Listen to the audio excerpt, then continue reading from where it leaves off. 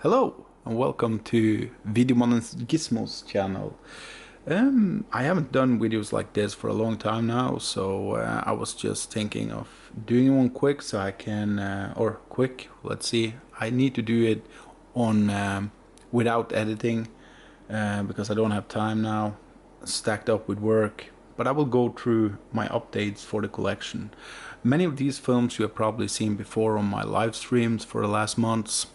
But I just wanted to do a summing up of what I've gotten for the last time, and yeah, as I said, some of these films you have probably seen already on my channel if you follow me, but I haven't included every movie I've gotten because it was too much, but I've included most of the, what you can say, most of the stuff that is worth mentioning.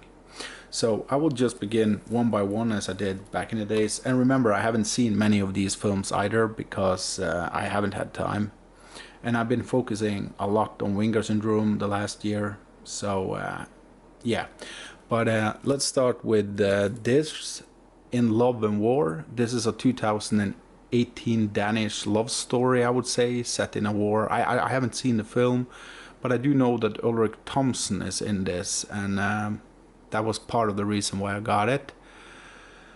And maybe that will make the movie watchable, who knows. And I collect, as you know, all of the Scandinavian titles, no matter if this seems interesting or not. So next one up is Held for Ransom. This is a Danish-Norwegian production, actually. I didn't know it was Norwegian before, or I hadn't heard about it. That's a better way to say it. But I do think it's a Danish story about a journalist or something captured in Syria. And he was there for like 300-400 days or something. It's the same director who did The Girl with the Dragon Tattoo. Love that film. But he also did the shitty remake, what's the name, Flatliners. That was so damn bad. So this could be really bad, or yeah, who knows. It can be really, really bad if it's, yeah. Next one up is a fantasy family film, I believe. Haven't seen this either. I think it's called The Island or something like that, of Lost Souls. It's from 2007, 2008. The same director who did this did Promised Land, the Mikkelsen film that came out last year, I believe it was. But I also did that American, Dark Tower or something like that from 2016, 2017. Man, that movie was bad. So another movie like here that we can't say if it's good or not, because you have a director who has done terrible bad film, but also a good one. So this movie is called Lykkeper in Danish, but in English it's A Fortunate Man. This is a drama, as far as I know, and the director who did this did that 90 movie Les Miserables. I think Liam Neeson was in it. I liked that one back in the days, but I haven't seen it since the 90s. It's the best Les Miserables film I have seen, at least. So, next one up is a Norwegian film from, I think it's 2000. It's the first Dogma film from Norway, and I only think we have made 2 Dogma films in Norway, actually. But it's Cabin Fever in English.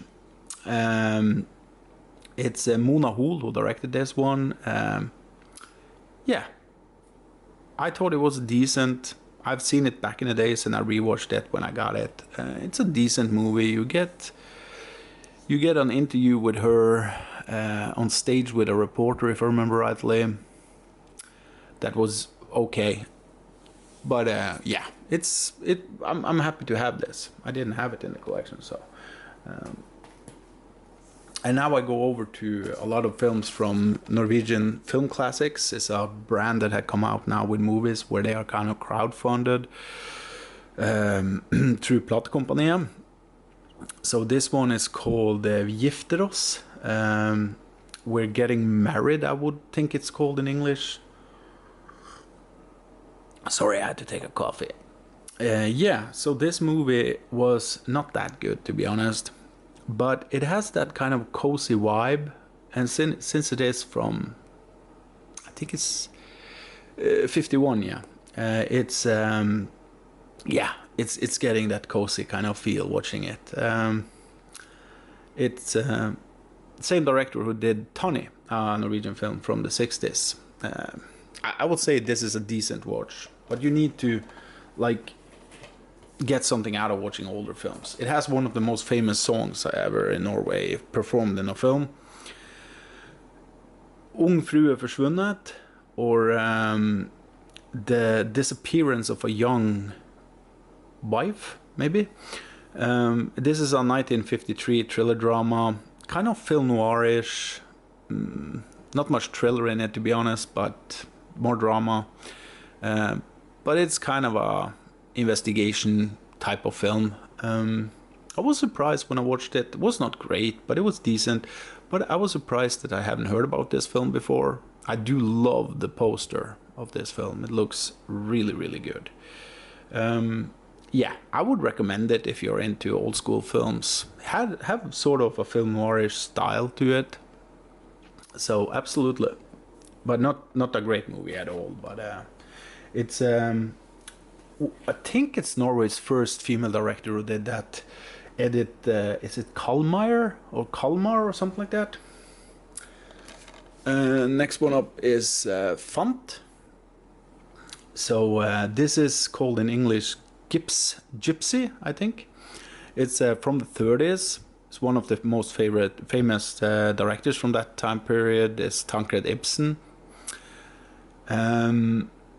Yeah, I don't have much to say about this. I didn't really enjoy it that much. I thought I was going to enjoy it more because I do love movies from old school, especially Norway, just go back in time. But it was more annoying than it was actually a movie.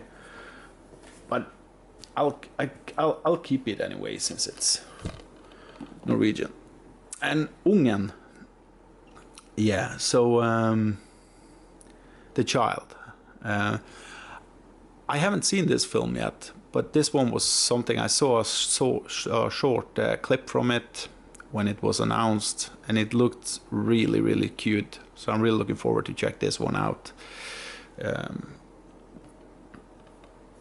And this is from Rasmus Breisten, and he was like the most famous or most important silent film directors from Norway back in the days, and the movie is from 1938. So Den siste Fleksnes, I don't know if this has an English title, but Fleksnes is a famous character written in UK actually, but I think in Norway he became most famous because he was loved by everyone, and I love Fleksnes. Rolf Wesenlund, who plays Fleksnes, you see him here on the cover. He is one of the most funniest human beings ever on planet Earth.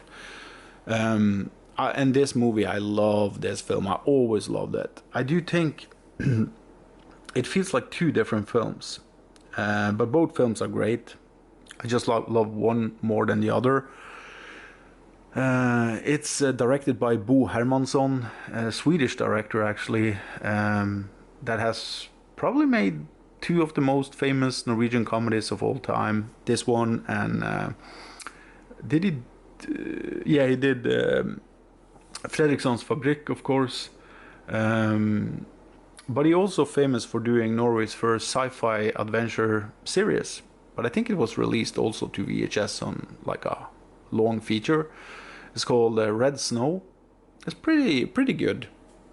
But this movie is great. I do love this film.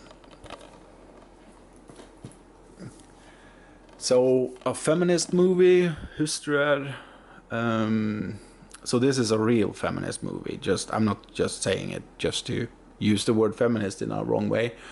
But this is Anja Breien who directed this one. Wives, it's called in English. It's from the 1975, I believe. And there came out 3 films in this series, like the Wife series, and I think like the next movie came out in the 80s and then the 90s. Yeah, I didn't like this film. It's not terrible, but it's just, I don't know. It's so weirdly shot also. It just looks disgusting. I don't know. Everything feels off in it. And maybe that's the reason I kind of liked it also, or I gave it like a 5 out of 10, I believe. Because the story is a piece of shit. The acting is okay. I don't know. Was not for me at all. But I'm not the biggest fan of these feminist movies. They always go in the direction society shouldn't go. So Mors hus, or what was the name of this? His mother's house. Yeah, so this was a big surprise to me because it kind of starts off a little bit question marks, then it goes into kind of this love story in a way, and then it ends really dark. I mean, really, really dark. But it's a slow drama. But the movie surprised me. It took me by surprise. I kind of liked it because of that. I don't know if it's a movie I will go back to often, or maybe one time, maybe, because I probably need to show this to some friends. I'd never heard about the film before, and after watching it, it is something special. I do recommend people to check it out if you're into weird stuff. And it's Per Blom who directed that one. I was not familiar with him before that film. But then I got 2 films from him. The other one is Ice Palace. And this also took me by surprise. This is kind of a coming-of-age story in a way. I couldn't say it's a pure coming-of-age story. It's from the 80s. The other one was from 70... I can't remember. 78 maybe or something. But this is the 80s, and this is a slow movie about a young girl who is trying to find herself. But this movie could never be made today, and I'm saying that a little bit kind of sad about how we look at art today, because this is a raw movie about teenagers, and yeah, there are some nudity in it, but I believe without that weirdness to it, it would never have worked. And actually the thing that I read some reviews of this afterwards, the thing I didn't like with the film is the stuff that the review critics are pushing is all everything about this ice castle, how it's filmed inside the ice palace. I thought it looked cheap because I've been in many of those different places, like ice in Kautokeino, Alta, and different places. And it just looks like somebody has filmed inside an ice hotel or an ice sculpture thingy. And it kind of looked a bit cheap, but everything else with the teens and all of that stuff looked so raw, and it gave me like yeah, I don't know, it gave me a lot of thoughts of my own childhood in many ways, and it was a really special film, I would say. I don't know if it's a film I will go back to. So the next one up is a movie I will not go back to. I have this on DVD, but I actually upgraded it. I wasn't supposed to do that, but I ended up doing it anyway because Rolf Wesenlund. But I don't like this film. That's the biggest problem with the movie for me. I never liked it. It's a 85, 86 film, but I keep it since it's Rolf Wesenlund. So next one up is Heksene fra den forstenede skog, and this is called The Stonewood Witches. I liked bits and pieces of the film, but overall I thought it was boring. Yeah, I will never rewatch this one. I just expected more when they started talking about kind of witch power. I thought the movie was going in a different direction, but it ended up being just social commentaries, and only social commentaries is boring if you don't have, I don't know. It just ended up being the same through the entire film with no surprises and nothing. But this one I love. Insomnia, the original, of course, from is it Erik Skjoldberg? Was it Erik Skjoldberg who directed this one from 1997? Yeah, it's filmed in Tromsø. the Northern Paradise. I love this film. It's way better than Chris Nolan's movie, in my opinion. I think Nolan forgot what made this movie special, and it's sad because Nolan's film could have been 10 times better. And don't get me wrong, I like Nolan's film as well, but it should never have been made, to be honest. At least not call it Insomnia, because it doesn't have with it what makes Insomnia special. And I don't want to spoil it because it happened something in the film about 40 minutes in or something, and then the character gets a little bit different, if you like. But I highly recommend the original Insomnia. It's a masterpiece, in my opinion. One of the best Norwegian films ever made. So Uno is the next one. This is kind of a easy, friendly, kind of family gangster movie. But yeah, it's Axel Hennie. He plays really good in this. I do think this is his best role ever, to be honest. And it's kind of weird saying that, but he also co-directed this film. I always liked this film. It's a easy, kind of a little bit childish, but still a cute little film in many ways. I had it on DVD, and I've seen that DVD quite some times. Armand. So this is the big Cannes winner from last year. Big Norwegian first-time director and blah, blah, blah, blah. Yeah, I thought it was a decent first-time directing film. I just think the script was terrible bad. I'm honest about that. I just thought it was bad, the script. And after, because I really dig the first 40 minutes of the film or something. But after that 40 minutes, the movie just goes into a pile of soup thingy where it just ends up being floating for almost 1 hour and, I don't know, 10 minutes or something. And I was just sitting there hoping it would get back on track, but it never did. So I didn't understand everything.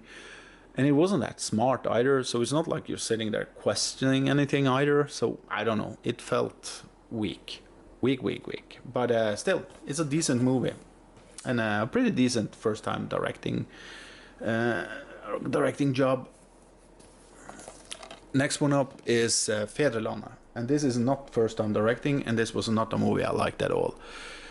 Beautiful cinematography at times, some interesting shots, stuff like that, but overall,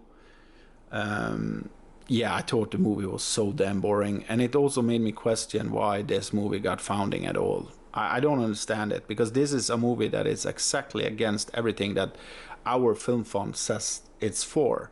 It doesn't have anything to say, or it has 1,000 things to say, but at the same time, nothing.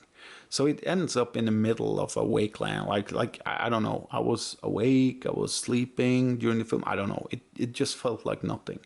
Margaret Olin, she's counted as Norway's best documentarist. But for me, I think she has 2 good films. And the rest I've seen from her, I think, is, for me, I'm saying this honest, I think they are a little bit boring, the subject matters often. And also on top of that, I think they feel so safe. And that's the worst thing you can do with a movie. Never make a movie feel safe for the audience. So, yeah, I'm not the biggest fan, to be honest,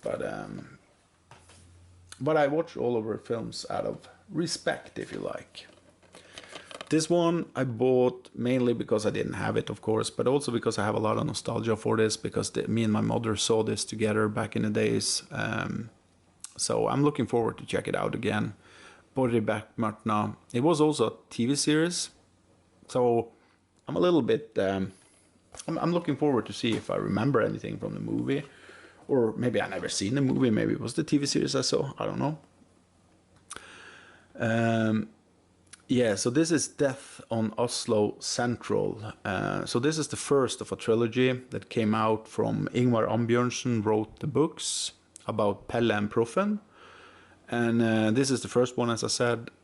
I always, when I was a kid, I liked always... I don't know the English title for that one, but Giftige Løgner, it's called in Norwegian, The Best, and that's the second.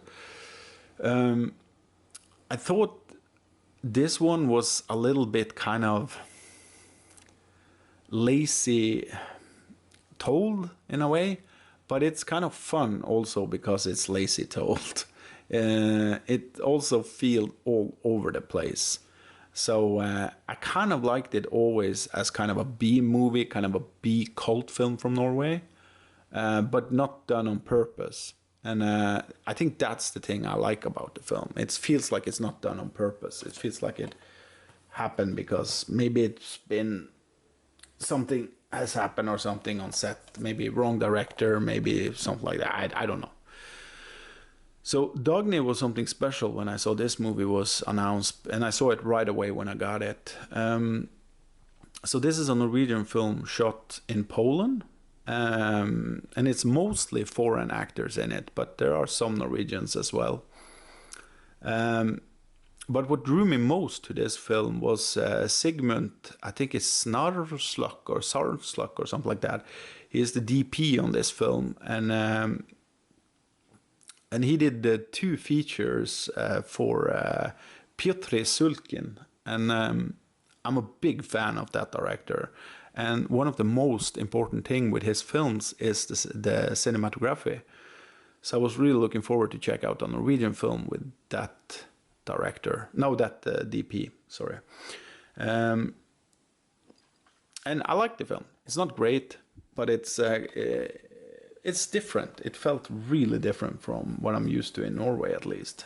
And you gotta remember, I also count these films more or less like, are they good for being Norwegian? It's not like I compare them with the entire world. I can't do that with Norwegian film. I'm not the biggest Norwegian film fan. So next one up is a Swedish film called Hammarskjold. So this is a film, I haven't seen this yet. It's 2023. Mikael Persbrandt, he is always great in films. Jon Christian Rosenlund, a Norwegian cinematographer, I worked with him many times. He filmed this one. And this is a story, if I remember rightly, he's a Swedish UN official, or how you say it, and I think he was killed or something like that in Congo. But yeah, I'm looking forward to check it out. I think it's a big Swedish film from last year, and that's always exciting to check out what the Swedes have done. Next one up is De Grønne Slakterne, The Green Butchers. So I bought some films with Mads Mikkelsen. This is a dark comedy from 2003, Denmark. I never seen it, but it's directed by the same dude who did Riders of Justice and Adams Epler. One really great film and one is good. So I'm looking forward to check this one out. Interesting. En kort en lang. So this is Shake It All About. It's called in English. It's a 2001 film with Mikkelsen. I think the movie was about, if I understood it rightly, I wonder if Mikkelsen is playing a homosexual that is about to get married or something, but then he falls in love with a girl and all kind of shit happens. I never heard about it before, so I'm just interested when I see Mikkelsen is in a film. He's always good. And talking about Adams Epler, here we go. Yeah, so this movie is great, but I wouldn't say it's slow, but it's a typical drama, if you like. It's probably slow for some people, I don't know. On YouTube, it seems like most films are slow. That is not Marvel. But yeah, I really love this film. I can't remember when it's from. Is it late 90s, early 2000? Yeah, what I remember most from this is Mads Mikkelsen's broken nose. But it's just because it's so... Yeah, if you've seen the film, you understand what I'm saying. And then we have Night Shift, or Night Watch, I think it's actually called. And this is the second one. Night Watch 1 came out around 95 or something, and it's still either the second best or third best horror film from Scandinavia through history, in my opinion. So this movie came out 2 years ago, I believe. So it's many years after the first one. And I actually heard this is decent for what it is. So I'm looking forward to check it out. I'm a big fan of the first one, as you know now. So this was a 4K release from Norway that I picked up. Quisling, he is kind of the trader of Norway from the Second World War. So I would say almost everybody in Norway know about him, know about the history around him. So this is his last days. It's also directed by Erik Poppe. So next one up is Loch Ness. This is the only reason I bought this film was because I have so much nostalgia for this one from back in the 90s. I don't think I will like it today, but it cost like $2 or something, and I was just like, why don't I just buy it to have it in the collection? It's a movie I saw tons of times when I was around 12, 13 or something like that. And it's also Ted Danson and Ian Holm is in it. So, yeah.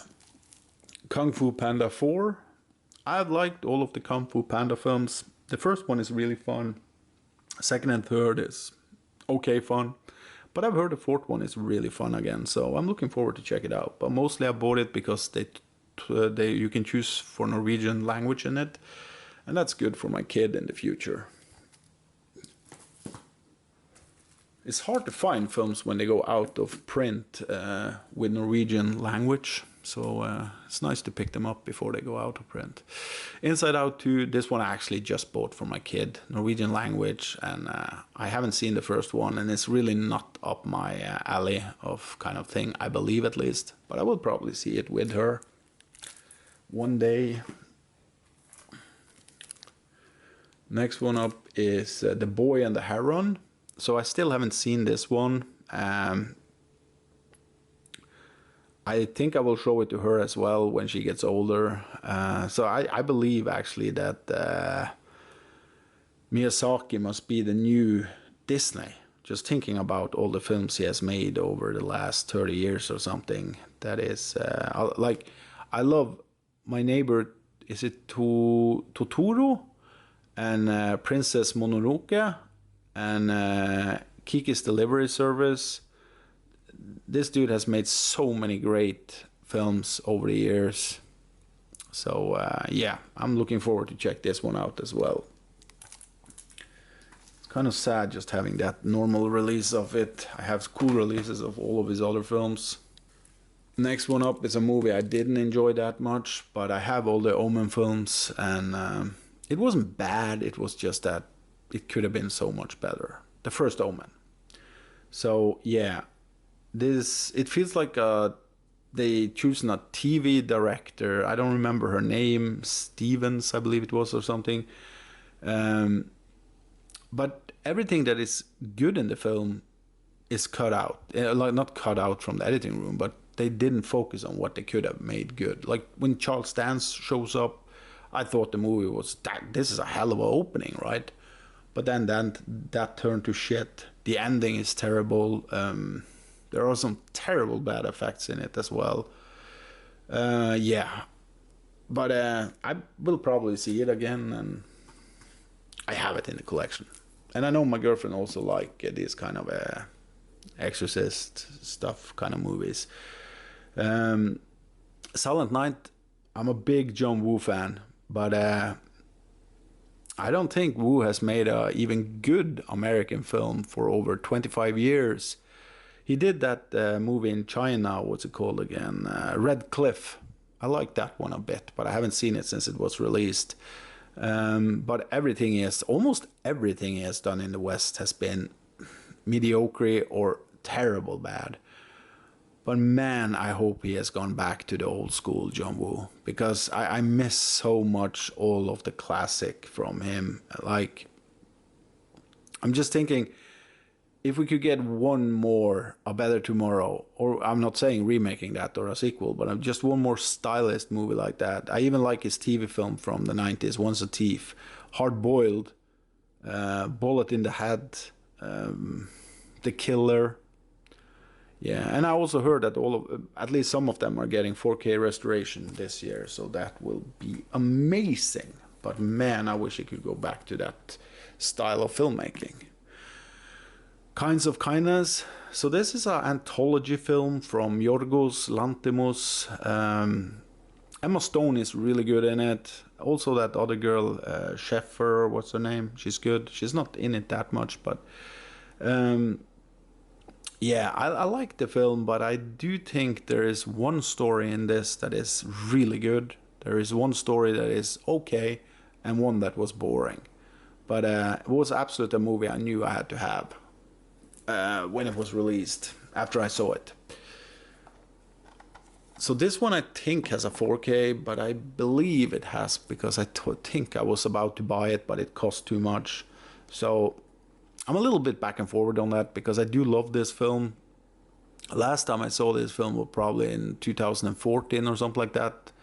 I can at least remove my DVD now. This is a really underrated mafia movie, in my opinion. I think this was Robert De Niro's first directing gig, if you like. Yeah, I really, really like this film. I actually had a double feature with it last time I saw it in 2014 or something, with Once Upon a Time in America. It was also a movie I hadn't seen for ages. But yeah, I really like this film, and I'm looking forward to check it out again, actually. The Zookeeper's Wife. So I just saw this film some weeks ago for the Rotten Stream. It was a lot better than or let me say this, it was a lot different than I thought it was going to be. So I'm happy I own it. I'm happy I've seen it. It's a movie I probably will see again. It's not that hard watch, but it still kind of is, if that makes sense. You don't get to see a lot of animal torture in the film, but you know it's happening. Yeah, I liked it. Not great, but I liked it. Passenger 57. Movie I saw tons of times as a kid. I need to rewatch this soon. I've been saying that for months now, because I think I got this in November or something. Yeah, I can remember that Elizabeth Hurley is in it, but maybe I'm wrong. Maybe that's Murder at 1600 or something. I just have some feeling about that. I don't know. Dirty O'Neill, Love Life of a Cop. So this one I also got not long ago, and I saw it some weeks ago for the Rotten Stream. I liked it. Not great, but it's an exploitation, really, really typical exploitation comedy drama type. But it switches genres and stuff, so it's an interesting film. Yeah, I highly recommend people to check it out if you haven't. I don't hear anybody talk about it, but I liked it. Quentin Tarantino has talked about it a lot. Look it up. It's fun to read about what he said. Meatballs. Yeah, I don't have any relationship with the first Meatballs film. I know I saw it, and I don't think I liked it that much, but I have a lot of nostalgia for the rest of them. So I really hope they will release a box set of all of them one day, but I need to check this one out again. So I believe this is one of the first teen sex comedies that really evolved during the 80s. Maybe this is from 79 or something, but yeah, I think it's one of the first. Jailhouse Rock. So this is my favorite Elvis movie, and maybe the only Elvis movie I really think is a good movie. But I like this a lot. I saw it for the first time when I was around 16, 17 on school. We saw all of the Elvis films back then during a month or something at school. And this was without a doubt the best. And this one I have gone back to a lot of times. I have it on DVD. I have another Blu-ray release of it, actually. I didn't know about it. But the CD soundtrack is in this one as well. And I kind of like that because I have a CD player and I like his music, at times at least. Yeah, I said the only, but I actually think Viva Las Vegas also is, that's more of a cute movie to watch. But yeah, it's good. Rocky Balboa. So I don't love this film, but I like it. It's the best speech from a Rocky movie in this one, without a doubt. And it's a fun watch, but it's not something that come close to the first, second, or fourth for me. I did love the third one as well when I was younger, but now when I watch the third one, I kind of think it's too campy for its own good. And I always thought the fourth one was going to be the most campy one in the future, but it's actually the third one. Yeah, but I knew I had to have it on 4K. I didn't actually buy the fifth one because I don't like the fifth one that much. I can see it, and I have the fifth one on Blu-ray, but I every time I see the Rocky franchise, I jump over the fifth one because, yeah. Body Double. So great noirish sex thriller from Brian De Palma, and I would say it's highly inspired, at least, from the Italian Gialli as well. It's a movie I've seen a bunch of times. I still haven't checked out the 4K, but I need to do that. And there's also hints of Hitchcock in it. But I highly recommend people to check it out. I've heard some people don't like it at all, so maybe it's like a love or hate relationship with that one. I don't know. So Willow, I knew I had to get this when it was released, but I didn't want to pick it up for $50, $60 or something, so I waited till the Norwegian release was announced, and here we go. Willow is not a good movie, but it's a fun movie because it's so, again, campy. But it's a big budget campy movie that everybody should at least experience once. And I'm actually looking forward to check it out again. Val Kilmer in his prime. I never understood with Ron Howard why he gets to make so many films, because I think he is such a lazy director. He has a few really good films, but then he has a lot of shitty or really mediocre film. And every one of them costs tons of money. The Departed. So this is a great movie. I still think the original Internal Affairs is better. Not a lot better, but it's better in my opinion. There is not that much focus on that silly ass Leo story on the side. But both Leo and Jack Nicholson is great in this one. I only have one problem with the film, like serious problem, is that I don't think, what's her name again? Vera Farmiga or something. I just don't think she fits the role in the film. I don't believe in her. But it's definitely Marky Mark's best performance ever, in my opinion. White Man Can't Jump. So I have no idea why I love this film so much, but I do. I think it's a great masterpiece of a film. Woody and Wesley is amazing in this film. It's almost like a movie that came out of nowhere. I also love Rosie Perez. She's great in the film as well. It just feels so raw and real from a time period I miss. It's a great, great, great film. Furiosa. Well, when we talk about great film, let's talk about something not so great. This is the weakest in the Mad Max universe. It's bad, really bad script in this one, bad effects, some terrible acting. I don't like Chris Hemsworth in this film that much. I know some people love him. I do think it must be people out there who don't like the acting. He's so all over the place. But I do think he has good prosthetic makeup on it. But yeah, but it is a movie I needed just because I love Mad Max so much. But yeah. It was a big letdown. Big letdown. Kingdom of the Planet of the Apes. This was also a big letdown. It's another female Powerpuff film. Strong female lead without no damn reason at all. And she is, yeah, I don't want to talk about it. But the movie has...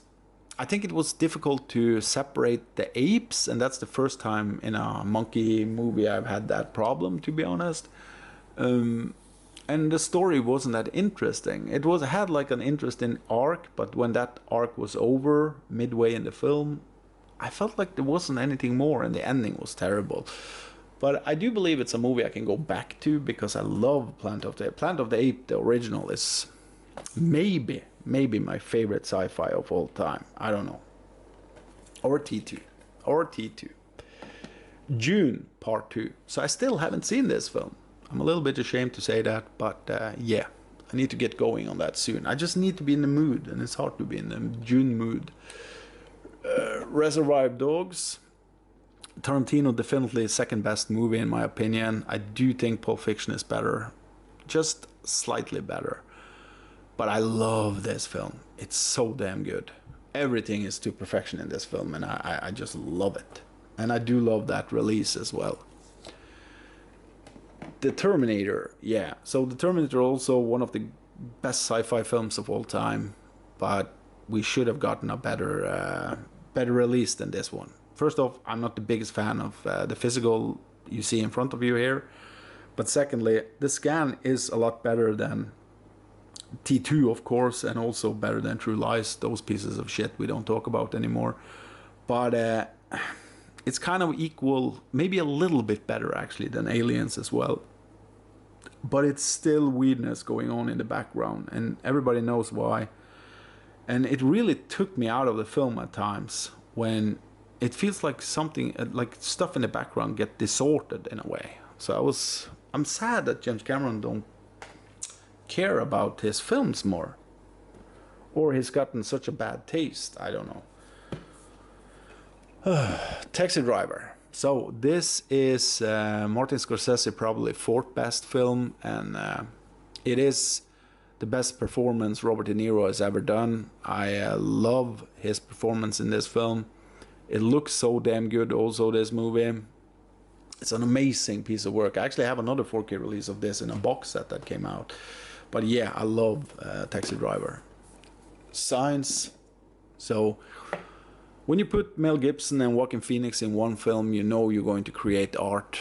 I'm not saying this is the best movie ever, but it's a movie that has really grown on me, and I like it a lot. It's a cool movie. It's the best, or the last great or good film from M. Night Shyamalan, in my opinion. After this, everything went sour for the dude.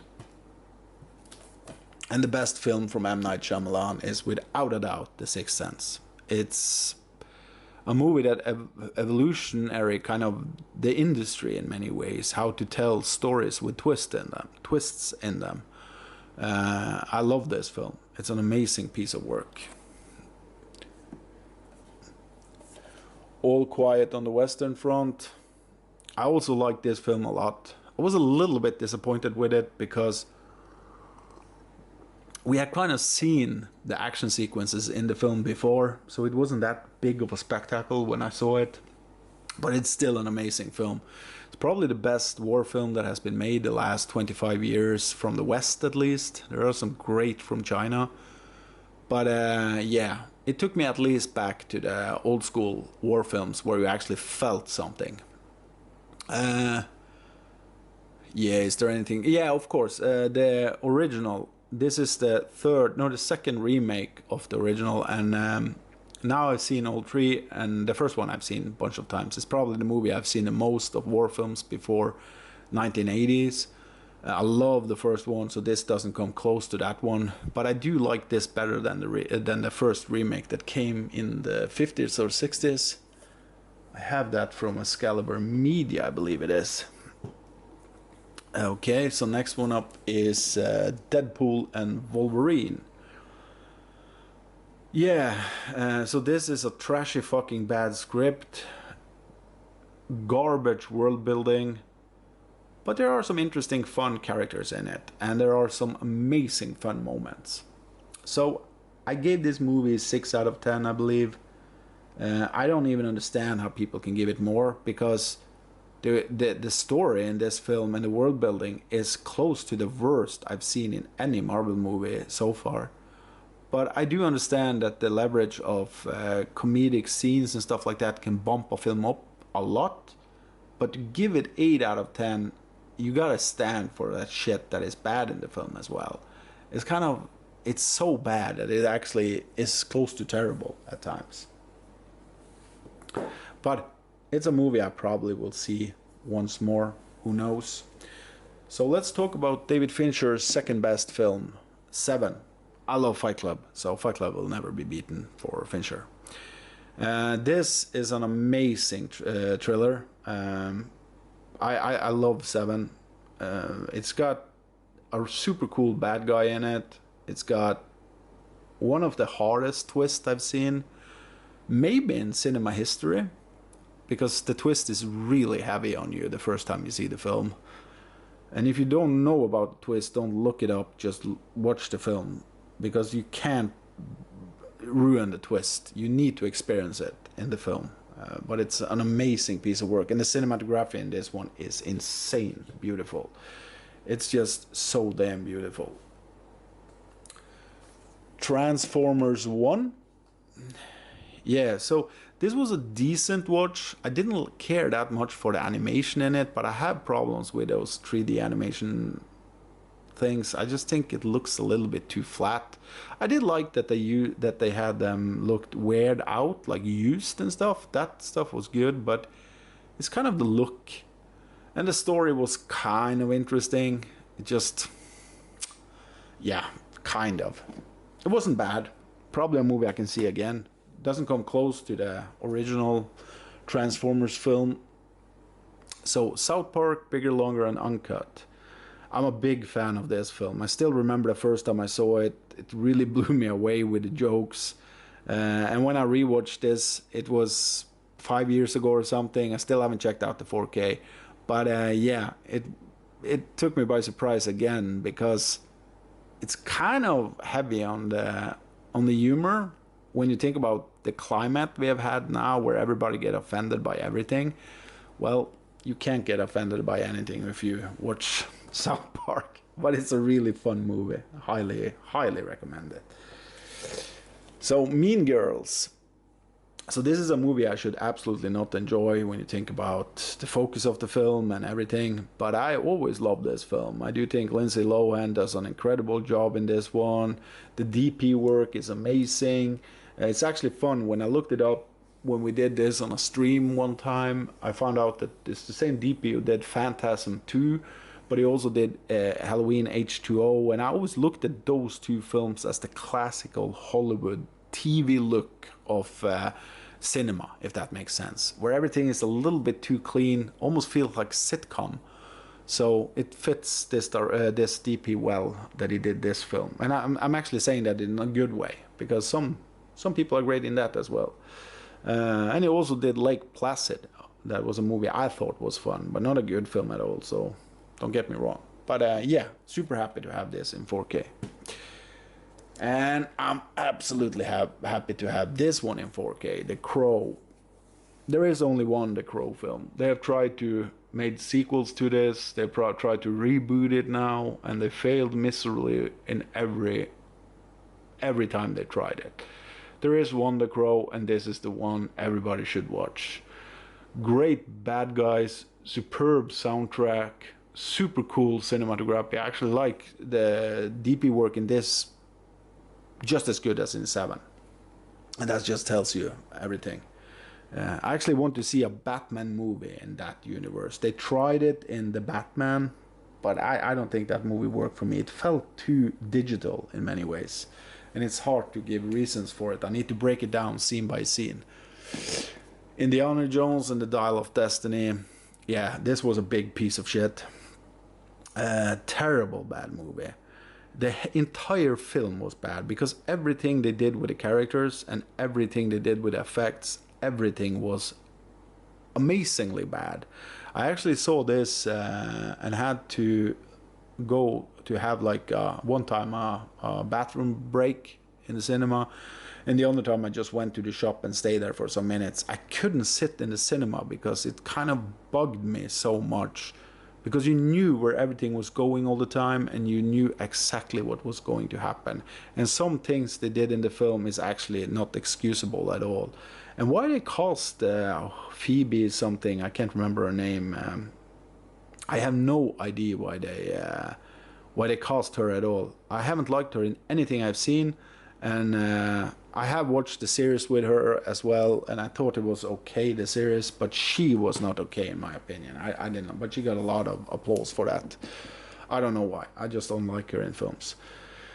Obi-Wan Kenobi, the series. I haven't seen this one yet. I actually bought it some months ago, but I'm not in a Star Wars mood anymore. Mandalorian, the complete first season. So I upgraded this to 4K because I already had it on Blu-ray, but this is the only Star Wars I've liked since the rebooting of the series, of the films and series. But I do think this is the second series I've seen from Star Wars, so I can't really complain about all the Star Wars series that much. I saw some episodes of that witch bitch in space kind of lesbian thing that came out, and that looked so damn bad. So I actually seen, you can say I've seen 3 series actually then. But yeah, I do think also Rogue One is decent, but not good. But The Mandalorian I like. I like the first and the second series, but I didn't even want to watch the third one. I was done with it. Now I've seen what I needed to see. Andor, I haven't seen this one, but a friend of mine told me this is the best of all of the series after Mandalorian. So I need to check it out. I don't know much about it at all, but I will probably get going on that one. So next one up is a movie everybody love, Madame Web. Yeah. This is probably the worst movie ever made in Hollywood, but I still had fun with it. That's the weird thing. Because I had fun on their expenses. They couldn't do anything right with this film. Like, some of the acting was terrible, and there were pretty decent actors in it. But the worst thing is the editing. And I don't know if it's a bad editor, bad directing in the editing room, or if it was nothing to cut to.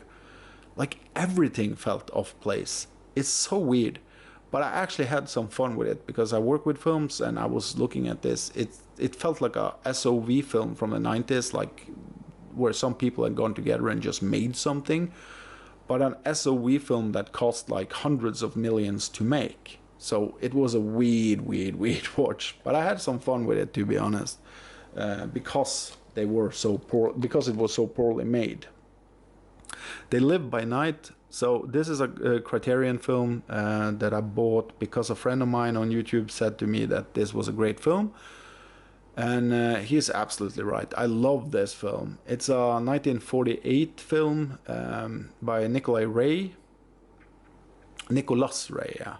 And he's the same director who did Rebel Without a Cause with James Dean, a movie I also like a lot.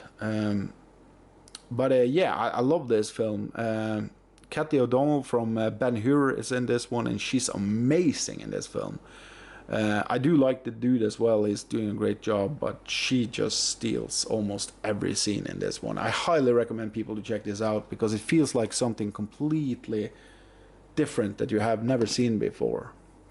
Girl Fight, this is Michelle Rodriguez, I believe her breakthrough role, if I'm not mistaken. I could be mistaken with that, but I can just remember it was it back in the days when I saw this on DVD.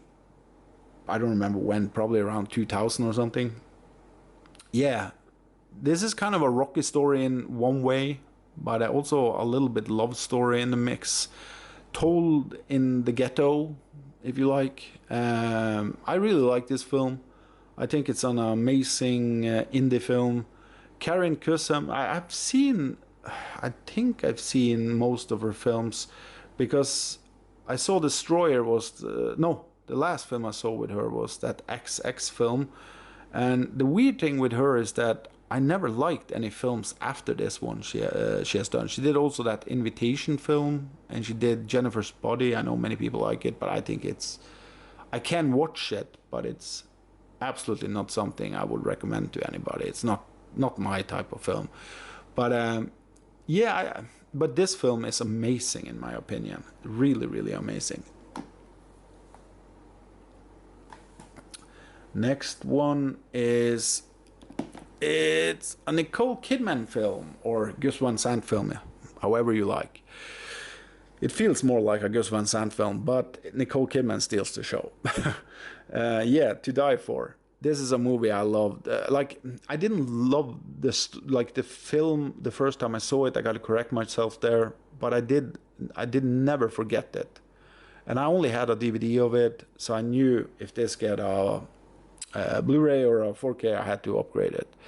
It's an interesting story, and it's actually told on the other way around that we are used to. And Nicole Kidman, this is one of her best performances. I love her in this film. She is so damn good in this film. Gus Van Sant has made mostly weed films. I like most of them, I would say. Elephant is really good if you haven't seen that one. Good Will Hunting is great. Everybody have seen Good Will Hunting. Milk was okay. Last Days is so weird, so it's okay. But you need to know what Last Days is about, I believe, to really enjoy it. Talk about a great film, Gismo. So I only seen this film once back in the days, but after I got it 2 months ago or something, I've seen it twice already. It's not really a story in the film, but it's more or less you are just presented to these characters in this really, really poor neighborhood, and it's just done in such a amazing, weird way. I love this film, and I can't even express it enough. It's an amazing. You brought back to this kind of 90s surrealistic weirdness of a place that you don't want to escape from. That's the weirdest thing. And the fight sequence where they are just playing around in the kitchen, yeah, it's so fucking real that it is real probably, but yeah. So, but I'm not the biggest fan of Harmony Korine, I think its name is. When it comes to directing, because I haven't really liked any of the other stuff. Spring Breakers was not up my alley, and Trash Humpers was really stupid and bad, I think. But at least I remember his films. But Gismo is amazing. But he did write Kids from Larry Clark, so he will always be respected for that. One of the best American films from the 90s. And an amazing masterpiece, No Country for Old Men. I was just so surprised when this got released because nobody was talking about it. I felt like when Terminator got released around the same time, everybody was talking about it. But this one just flew by many people, I think. And I thought this was one of the biggest releases from last year. Yeah, this is a banger. The atmosphere in this film is amazing, and I think this is the Coen Brothers' best film in my opinion. Yeah, and you also get on this release, you get a good interview or conversation with Deacon, the cinematographer, and I like to listen to him. He also had that on, I think it was Come and See, because I believe that's his favorite film of all time, if I'm not mistaken, at least DP-wise. But if you don't know who he is, he filmed Shawshank Redemption, he did The Prisoners, he did Sicario, O Brother Berardo, Assassination of Jesse James, Jarhead. And the reason Jarhead is a movie not many people like, but the DP work in Jarhead is really damn cool. It was ahead of its time, in my opinion. I like the movie as well. It's absolutely not a bad movie. Jarhead is good. I'm a little bit ashamed of myself. I still haven't seen Blood Simple, but I have so many movies I need to see all the time, so... But it's up there. Up there. One of the next films I will see. I know I said that for 2 months now at least. But yeah, I need to check this out soon. I heard it's one of Coen Brothers' best films as well. Okay, so over to Martin Scorsese. After Hour. So I saw this film back in the days. Don't remember much about it. But I do remember Rosita Arquette. Something like that. Always liked her when I was a kid. But yeah, I saw clips from it. We had it on the Rotten Stream. Don't remember who had it. But it made me want to go back and check it out again. And I didn't have it in the collection. So then I just ordered it. But I do remember I liked it a lot back in the day. So I'm looking forward to check it out again. Hiroshima Mon Amour. So this is a film I heard about forever now. And I really want to check it out. Knut Erik Jensen have told about it. He has a big poster of this film at his wall. It's a 50s movie. I think it's co-produced between France and Japan. But yeah, I wanted to see this forever, so I had to pick it up. Next up is The Emigrants and the New Land. So I've seen both of these films. I have them on DVD. It's The Emigrants is probably Sweden's, at least on top 5 of Sweden's biggest films of all time, I would say. Yeah, it's an amazing film. Jan Troell, he both directed and shot the films. And not many director does that, actually, when you think about it, so that's cool. The movies is from 71 and 72. I don't know the backstory for these films, how they were created and why and everything. So I hope there is some extra stuff on this release when I get around to checking it out. And Max von Sydow and Liv Ullmann is doing maybe their best performance through history, in my opinion, in this film. Fail Safe, another Criterion I bought. This one I haven't seen before either. It's a 60 film, I believe. Heard about it forever because of the plot of the film. It's kind of up my alley. I love films about the Cold War and situation between America and Russia. And I think this is the most famous one. Maybe, but I don't know if it's the Cold War movie, but it's kind of called the Cold War movie. Threads, the UK film. But yeah, I'm super looking forward to check this one out. Jabberwocky. So I have seen this movie back in the days, don't remember anything about it, but I do think this is Terry Gilliam's first feature, if I'm not mistaken, after he left Monty Python, or not left, but after he was done with it in many ways. But I don't know anything about this film except that I knew I saw it back in the days, so I'm really looking forward to check it out again. And Michael Palin is in it always, and he's always great, so I think he is the lead. I'm not sure, but I think so. Next one up is a magnificent film called Trainspotting. And I was super happy to finally grab this, even though I think the release looks like shit because the format of it looks stupid in the shelves. But I love this film. It's one of the 90s films that are up there on the highest point for me. It's also a movie that really pushed the kind of way we tell stories. In my opinion, I think this is Danny Boyle kind of pushed, what's his name again, a Lock, Stock director. Snatch and all of them. Yeah, pushed him in this direction as well, because they have a lot of short, like edit, like I call it the MTV cut. And normally I don't like that in films, but there are some directors who have really capitalized good on that, especially British directors. And in my opinion, I think Trainspotting was kind of the film that, yeah, pushed us all in that direction. Greg Araki's trilogy, the Teen Apocalypse trilogy. So I only seen the Doom Generation. I have that on DVD. Never seen Totally Fucked Up or Nowhere. At least I don't think so. But I wasn't a big fan of the Doom Generations. I was not going to buy this release, but I actually got this for free. So then I will keep it in my collection at least till I've seen the films. But I have no hurry to get around to see them either. I thought the Doom Generation was a little bit boring, and it wasn't as edgy as it was trying to be. And I'm not the biggest fan of the star in that film. I can't remember his name, but it's this dude. Always think he acts too much in films. I don't know. And he's so soft-spoken. Five Corners. So this is a Signal 1 release with Jodie Foster and Tim Robbins.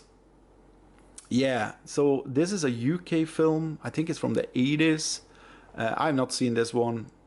Only thing I know is it's directed by the same dude who did Oliver Twist from 96, 97 or something like that.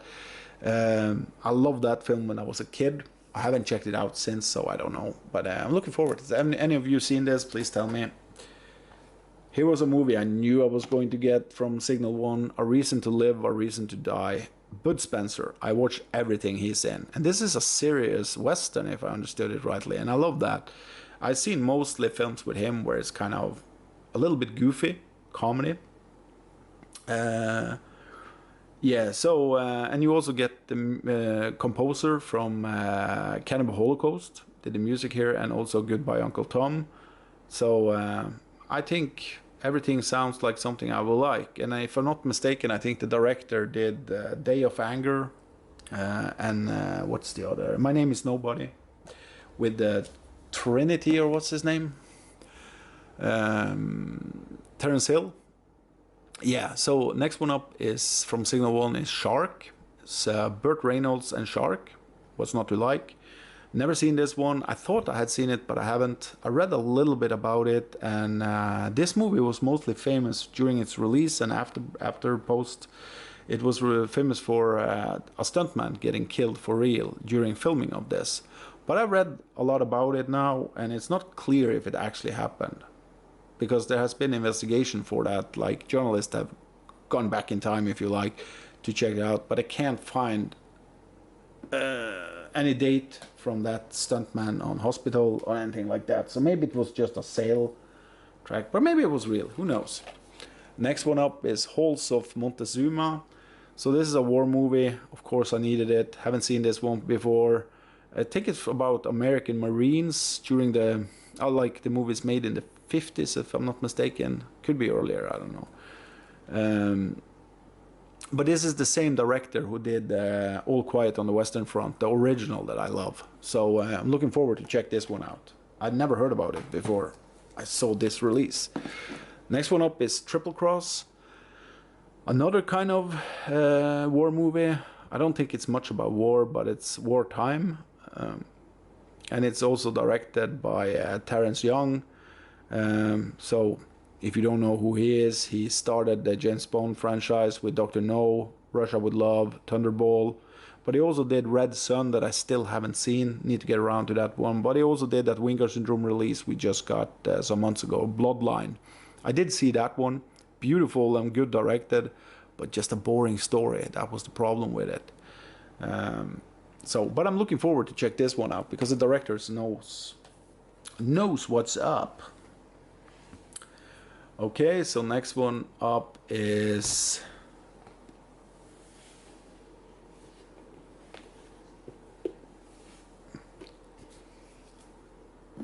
Tamala 2010, a punk cat in space. So this is a Japanese manga. I know nothing about this, but Deaf Crocodile has almost only surprised me with titles. They are probably my second favorite boutique company that is around nowadays. Still love 88 Films the most. Umbrella is also up there. The Savage Hunt of King Stuck, I think. Yeah, this is a 70s Soviet thriller horror. At least it was said online. That I'm super looking forward to check out. I don't think I've seen an older Soviet film that I didn't like. Most of them I actually love. So they have their own kind of style on cinema. Next one up is a newer Russian film though, but In the Moscow Slums. So this one I didn't fall for. This is also Deaf Crocodile. I thought this one was a little bit boring, sadly. It's Karen Schnasakov, or how you say his name. He also did Zerograd, another movie released by Deaf Crocodile that I love. Zerograd is amazing. Almost like a Lynchian film. But this one, I don't know. It felt a little bit too sharp, too clean, and it felt a little bit digital, sadly. I don't know. It's hard to express, actually. And and the story wasn't that great either, in my opinion. It's like Sherlock Holmes kind of thing. The Cathedral of New Emotions. So this one I haven't seen yet. I believe this is a German animation sci-fi thing. But I loved all the animations so far from them, so I'm really looking forward to check this one out. But yeah, I haven't seen it yet. Need to check it out. Next one up is also a movie I haven't seen yet. It's The Golden Fern. So this is a movie, I think, from Czechoslovakia, if I'm not mistaken. Czechia. It's a fantasy film. family film, maybe. I don't know. But yeah, I'm looking forward to check it out. And next one up is one of the best animations ever made. Movie I saw when I was way too young to see it. Felida, but I rewatched it just some months ago before I got the 4K. Just checked the 4K when it arrived. I haven't seen the movie in the 4K. But yeah, I love this film. It's so damn good. The only pure horror film that has been made in animation as far as I know. We can talk about Perfect Blue, but it feels more like a thriller. This is pure horror. And man, it's good. It's entertaining, it looks cute, it's kind of like if Disney made a Giallo. That's how I will explain it. It's an amazing piece of work. Next one up is Scarlet Diva. So this is, I believe this is the second film Asia Argento directed, and she stars in it. I love this film. And it's mainly actually because of her acting. There's something about her in the two films. I have another film coming up also. She directed and acting, and when she's directing herself, she's amazing. But I highly recommend everybody to check this one out. So it's a really, really great film. So the most important thing, love. This is probably the biggest surprise I had of all the films. Yeah, so this is a Sulawski film, so it's Poland French actually, if I'm not mistaken. But I've seen 4 of his features, and I liked all of them. I would probably rank them like this, and you gotta remember, I love his films. So I will put Possession on top. Second place, I will probably put The Devil. Third place, this one, Love, or yeah, and fourth place. But it's the Silver Globe. I also love that film. I actually had that on first place last time I talked about. Yeah, he is a special director. He works in a way that feels almost meta, but it's not meta. Or it is meta. It's kind of hard to express how his movies is. But yeah, and this is beautiful, sad, kind of teasing, and at the same time a little bit not low budget, but it maybe feels a little bit lower budget than you're used to from him. But it's an amazing film. So Samurai Wolf 1 and 2, this one I actually bought, sold it, and then I watched it before I sent it to the person who bought it. And I fell in love with Samurai Wolf 1. The second one is just decent. That's not special at all. But I knew I had to have the first one in the collection. The first one is amazing. And it's one of the most beautiful films I ever seen shot. It's an amazing piece of work. And I think I've seen now 3 films from Gusha. And Samurai Wolf is of course the best one. Once We're Warriors. So this is probably my favorite redneck film ever made. Yeah, it's just amazing from beginning till the end. I love this film. I tried to get everybody to watch it. Most people think it looks boring or something, but I don't know why. I saw this back in 96 or whenever it came out. It scared the living hell out of me because it was so damn scary, the lead. And most of these dudes are scary in the film. But yeah, watching it today, it's a really, really good film. And I've seen this film many, many, many times. So I would say New Zealand is on the top when it comes to making kind of gangster film as well. Like in the hood type of gangsters. But it's amazing. And I also actually, with the director who did that one, check out his film called, because nobody's talking about it, called The Devil's Double. It's about the period with Saddam Hussein in Iraq. So damn good. Only have that on DVD as far as... No, I have it on Blu-ray, that's true. Hell's Highway, one of the best SOV films. Terrorvision released this one. It's an amazing, fun movie. I was super surprised watching this. Was one of the last SOV films I actually saw. I went through tons of them for like 2 months. And yeah, I was super surprised with this one. It was a lot of fun. I really needed it also because I was so tired of all these shitty SOV films. So The Wood Chipper Massacre, this is another SOV film that surprised the hell out of me. It's so bad that I can't even describe it, but that's what makes it perfect. It feels like just some friends in a house found out, let's make a movie together. Shitty camera, shitty acting, really terrible acting, but so much fun. It's I'm laughing throughout the entire film. It's damn fun, that movie. Okay, so Severin films, The Mask of Satan. So this movie I saw back in the days as well. I only remember they were at some sort of ski residence or whatever it was. There was snow, I remember at least. And it was going into the underground or something. But I had to pick it up because I didn't own it. So when Severin released it, I needed it. Was it Lamberto Bava did this one? I think so. I think it was Bava. Dead Girl. So Unearthed Film released this one. I had this on DVD and I knew I had to upgrade it. It's not great, but it's one of the better kind of extreme horror films that has been made the last 10 years or something. 15 years maybe. But it surprised me when I saw it. It was way better than I thought it was going to be. And it's kind of nasty. Kind of nasty. Another unearthed film was The Confession of a Serial Killer. This one I saw back in the days on VHS. Remember, I didn't like it that much. But then I saw the trailer of this and I knew I had to revisit it. And yeah, I'm not sad that I bought it. It's pretty good. It's kind of gritty. Kind of disgusting.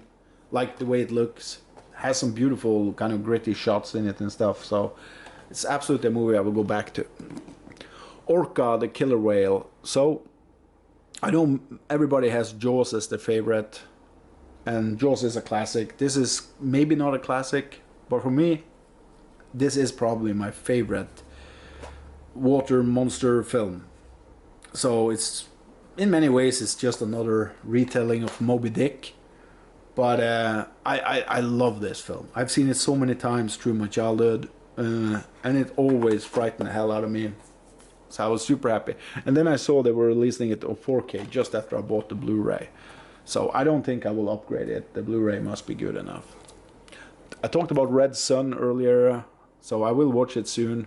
I've heard this movie is crazy bonkers, so I'm really looking forward to check it out. But you got Charles Bronson, Ursula Andress. I'm just saying her name like right out there because she should be spoken about every day, every night. Some Like It Hot. My absolute favorite Marilyn Monroe film. I love this film, always done. It's a happy-go-lucky film. It's just a movie you put on to feel good. And yeah, I just think it's a beautiful little, it's a big movie, but it feels like a beautiful little story, a comedy story that I always liked it. Fluke, never seen this, still haven't seen this copy either. So I got this from Orbit DVD. I knew I had to pick it up because I hadn't heard about the film before, and I love dog films.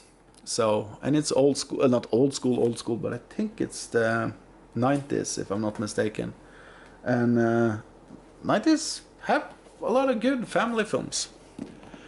Crybaby, so yeah, I've seen this film so many times. It's probably the third best John Water film. It's really, really cute. Super American. But yeah, I dig it.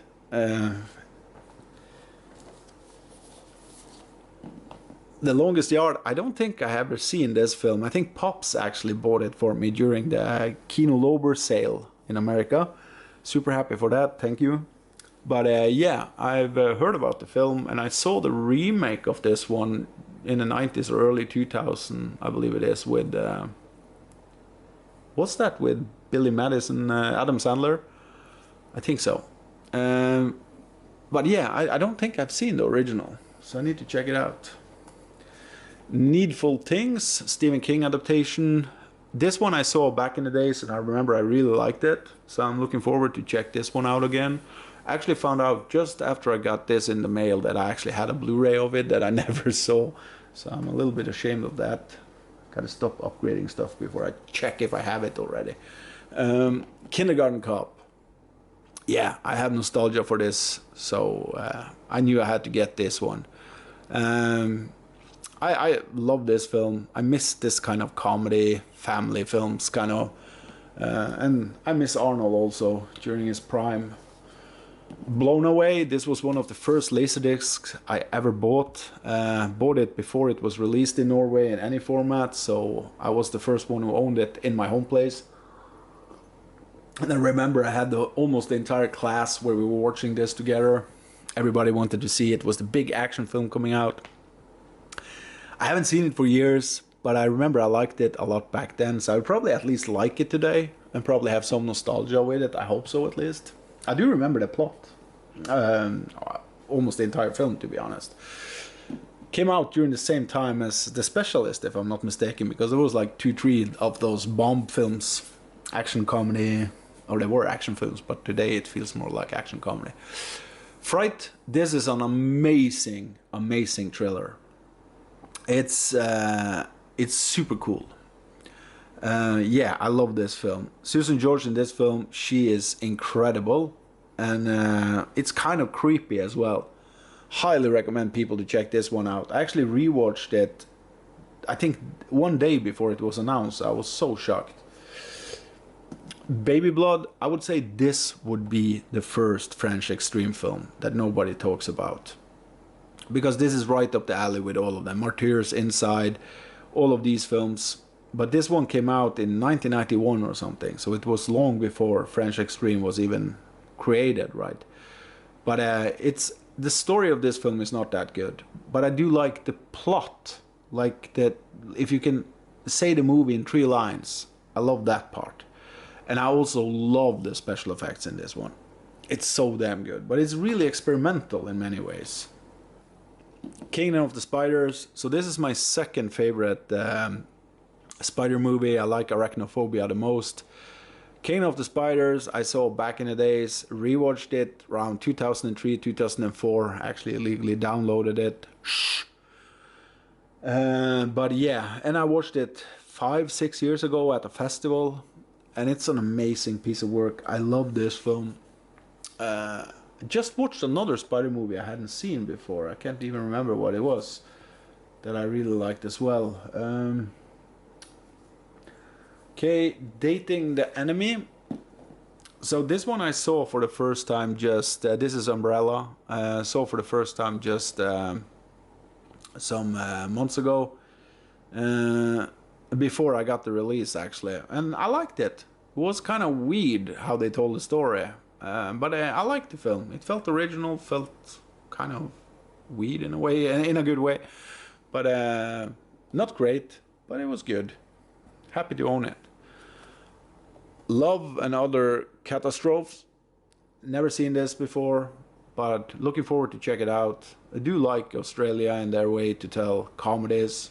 They are kind of nuts down there, so looking forward to check out what they have. I think I got these films in December. Umbrella with Lars and the Real Girl. So I have known about this film since it came out, but then I forgot about it for many years. And there's been so many times I wanted to go back and watch this, but I couldn't find it anywhere. So when Umbrella announced it, I knew I had to get it right away. So I need to see it soon. It's a movie I've known about forever. Open Your Eyes. So this is the original for not Eyes Wide Shut, but Vanilla Sky. And I do like Vanilla Sky, but this is a lot better. It's an amazing film, and you can't lose a minute of this film. You gotta watch it and really focus. It's an incredible, incredible film. I'm really looking forward to check it out again, but I think I will see it with some friends who haven't seen it before. I think I will do that. So, Goodnight Mommy. First time I saw this, I didn't love it. But when I rewatched it, I liked it a lot more because I think I understand the movie. better at least. This is also a little bit experimental, I would say, because it's so weird, especially when you get the conclusion. You're thinking back and thinking, what the fuck, why did they show me that, you know? But it kind of makes more sense when you see it again, especially when you see how the kids reacts to stuff. I don't want to spoil it. Triangle, also Umbrella.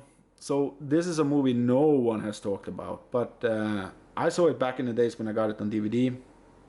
I don't love this film, but I do like it. It's good. It's a slasher. What do you call it? Like Groundhog Day type slasher thing on a boat. But I had the DVD for a long time, and yeah, I wanted to upgrade it when they released it.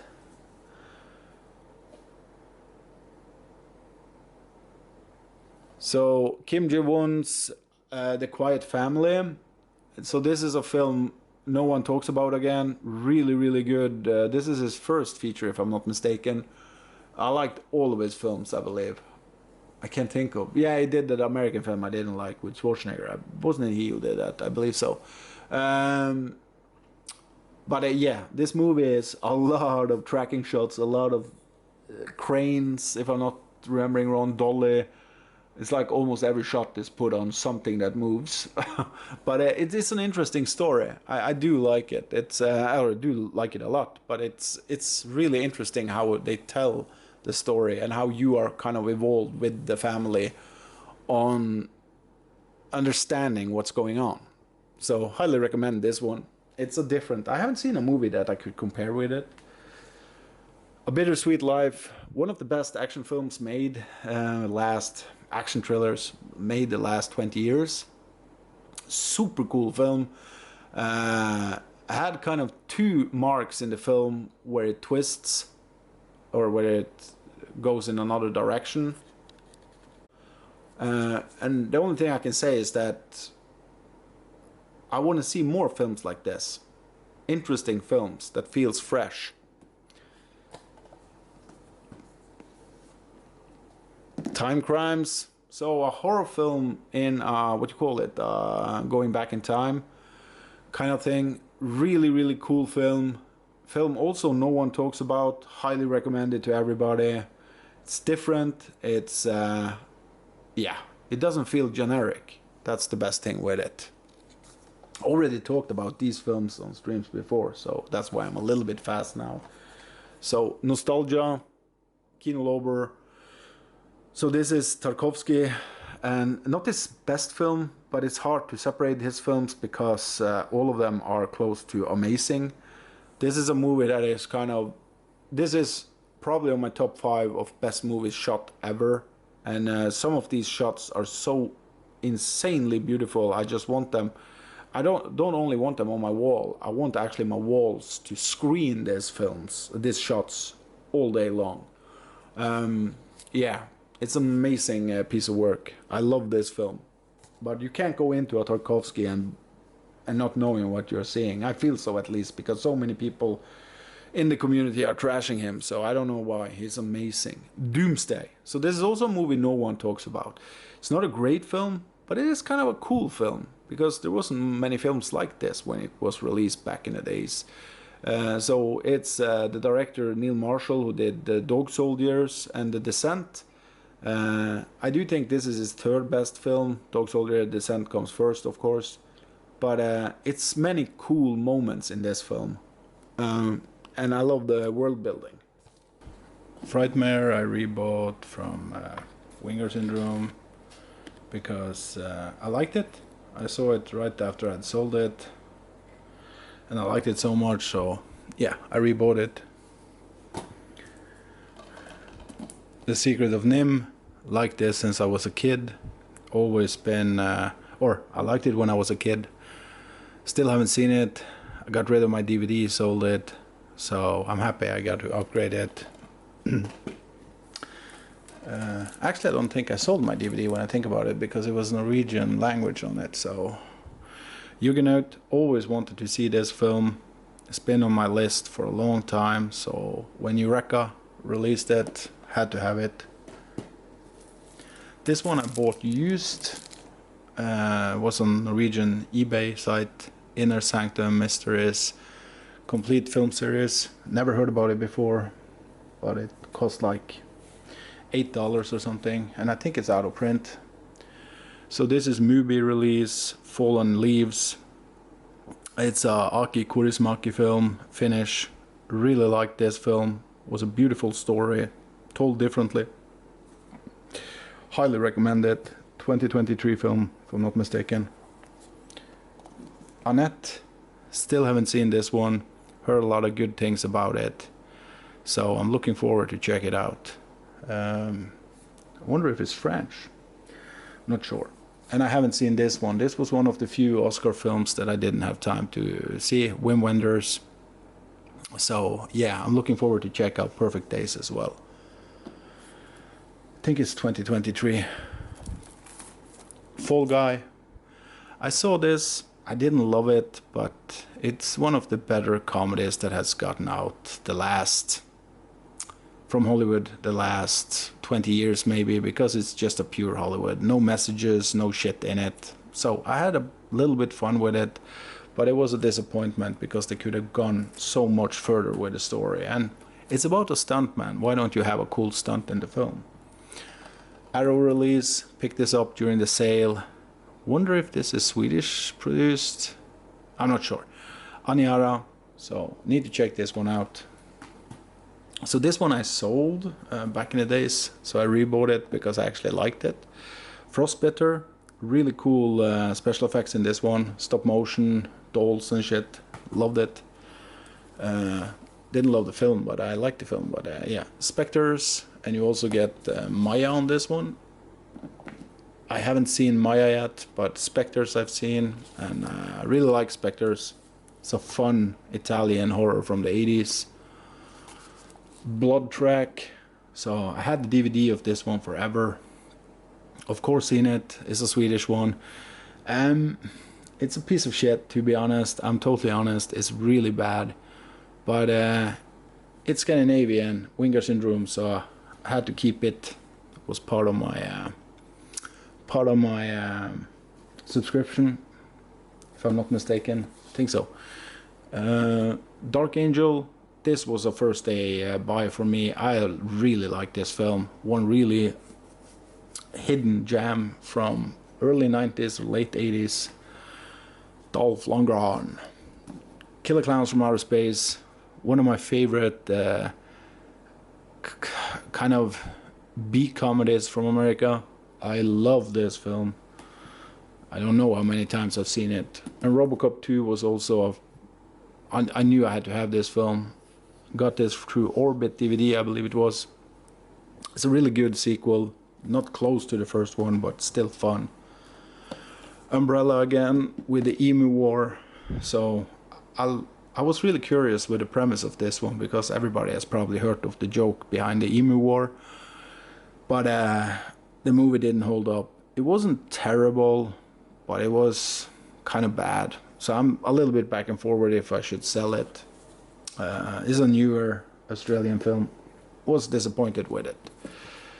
So, Welcome Home, Roxy Carmichael. I know I've seen this before back in the VHS days, but I can't remember anything from it. I was a big Winona Ryder fan back in the days. Just think she was always so cute. When I was around 10 years old, I was probably in love with her. But yeah, I can't remember anything of it. It's probably not good, but I think I got it for $6 or something through a sale. The Triangle. So this is a miniseries no one talks about again. It's not great, but it's good. And I've seen actually this miniseries 3 times. I have the DVD. So I thought it was time to upgrade it. I find it weird that nobody talks about this. It's actually pretty damn good, but it's not great, as I said. So BFI has had some cool releases. The Proposition. This one I got early last year, I believe. So it's actually older, but I haven't showed it off. It's a movie I saw late last year, October maybe. I dig this film. It's a western from the 2000s, I believe. Australian western. It's really cool. I love the look of it. Sweaty and gritty and beautiful. Watership Down. So I've been waiting for this release for 5 years since Savi announced it and they pulled it back. This is an amazing movie. I just rewatched it and it's, yeah, it's up there with the best. Probably on my top 10 list of best animation ever made. So damn sad also. Arrow has had some releases. Boyhood. So this was a movie I've had for a while actually, so maybe I didn't actually pick this up new, but I saw it at least late last year. I think I picked it up last year, yeah. I was disappointed with it, but it was good. But I was expecting so much more, and I actually found out that I didn't really understand how we made it. So when I found that out, it was also lost a little bit of the flavor. But it's better than it sounds like I'm saying it is right now, but it could have been a lot better in my opinion. But I liked it. It's a good watch. Movie I said on stream I will watch forever now, Toxic Crusader, the series. Yeah, still haven't gotten around to see this, but I'm looking forward to check it out. It's on my top, as I say all the time. I need to watch it. So many movies. Demolition Man. So I had this on Blu-ray, but a shitty ass release, and I love this film, so I needed to have at least one good release of it. So why not buy the Arrow from 4K from Arrow? I mean, yeah, it's a really cool film. One of the best Hollywood 90s films that I actually think still holds up. It's not long ago since I saw it last time. So I don't think I will get through everyone. It's so many. The United States of Insanity. So this is what they call again, PC, Palsy, Clown, Palsy. Can't remember. I listened to some of their songs when I was in the military, I believe, around 2000. This documentary is fine. I thought it was going to be bad because I don't have a good experience with ETR. I think their documentaries are normally not that good, but I actually like that one a bit. It was pretty decent. Videoman, Swedish, what can I call it? Thriller inspired by the VHS days and a lot of jolly lights in it. It's pretty decent. It's not bad. I was happy actually that I got because I didn't own it, so it was cool to finally get it. The Coca-Cola Kid. This one I really liked. It's a love story between a psychopath and a beautiful woman, but it's actually a love story, not like any focus on the psychopathic stuff. But yeah, I liked it. It's a fun little film. I Used to Be Funny. So this is not a great film at all. I was back and forward if I should keep it, but I ended up wanting to have it. I will probably go back and watch it again. Story is kind of used up. The acting is good in it. But it has some okay moments. So I was back and forward with it, but I ended up keeping it. Dogs Don't Wear Pants. This movie really surprised me. It's not great. It's a Finnish movie. From Finland, I mean. But I enjoyed it more than I thought I was going to. The premise also, the ending saved the entire thing that made the movie pretty damn good. So I only seen 10 minutes of this. It's a documentary about the kind of erotic thrillers from the 90s. I'm a big fan of those films. It looks like it's focused mostly on American films, but yeah, I'm really looking forward to check it out. It lasts, I think it runs for over 3, maybe 4 hours. So I need to have time one day, but I'm really looking forward to check that one out actually. It's Rebel. So this is from the two dudes who did the newest Bad Boys film. I didn't like that at all. This one was kind of interesting. It feels like a big budget indie film that is about immigrant situation in Europe and the Middle East, and it's edited and stuff, so it probably pushes a little bit better towards younger people, and that's good, so they can see both the problems both ways. Victoria. So this was a film from Poland, I believe, if I'm not mistaken. I could be mistaken. It was from the east of Europe, at least. It's really moody, so I like that stuff with it. Story I've seen 100 times before, but I did enjoy the kind of tone of the film, if you like. Okay, let's go. Here's another film I've said now 100 times I feel on streams that I wanted to check out the same evening, but I still haven't done it. I think it's Steven Spielberg's first or second film. Never seen it before, weirdly enough.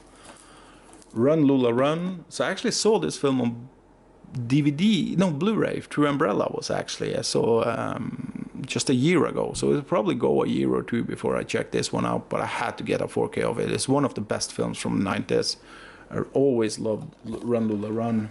It was also really experimental in many ways when it was released, I remember. Kevin Costner's Horizon, so I saw this on cinema. I thought it was one of the 10 best films from last year. It's not a great film at all, but it got me back to how they make movies back in the days. Plus, it's a decent watch, like the story is decent. I'm just hoping the sequel will actually give us a plot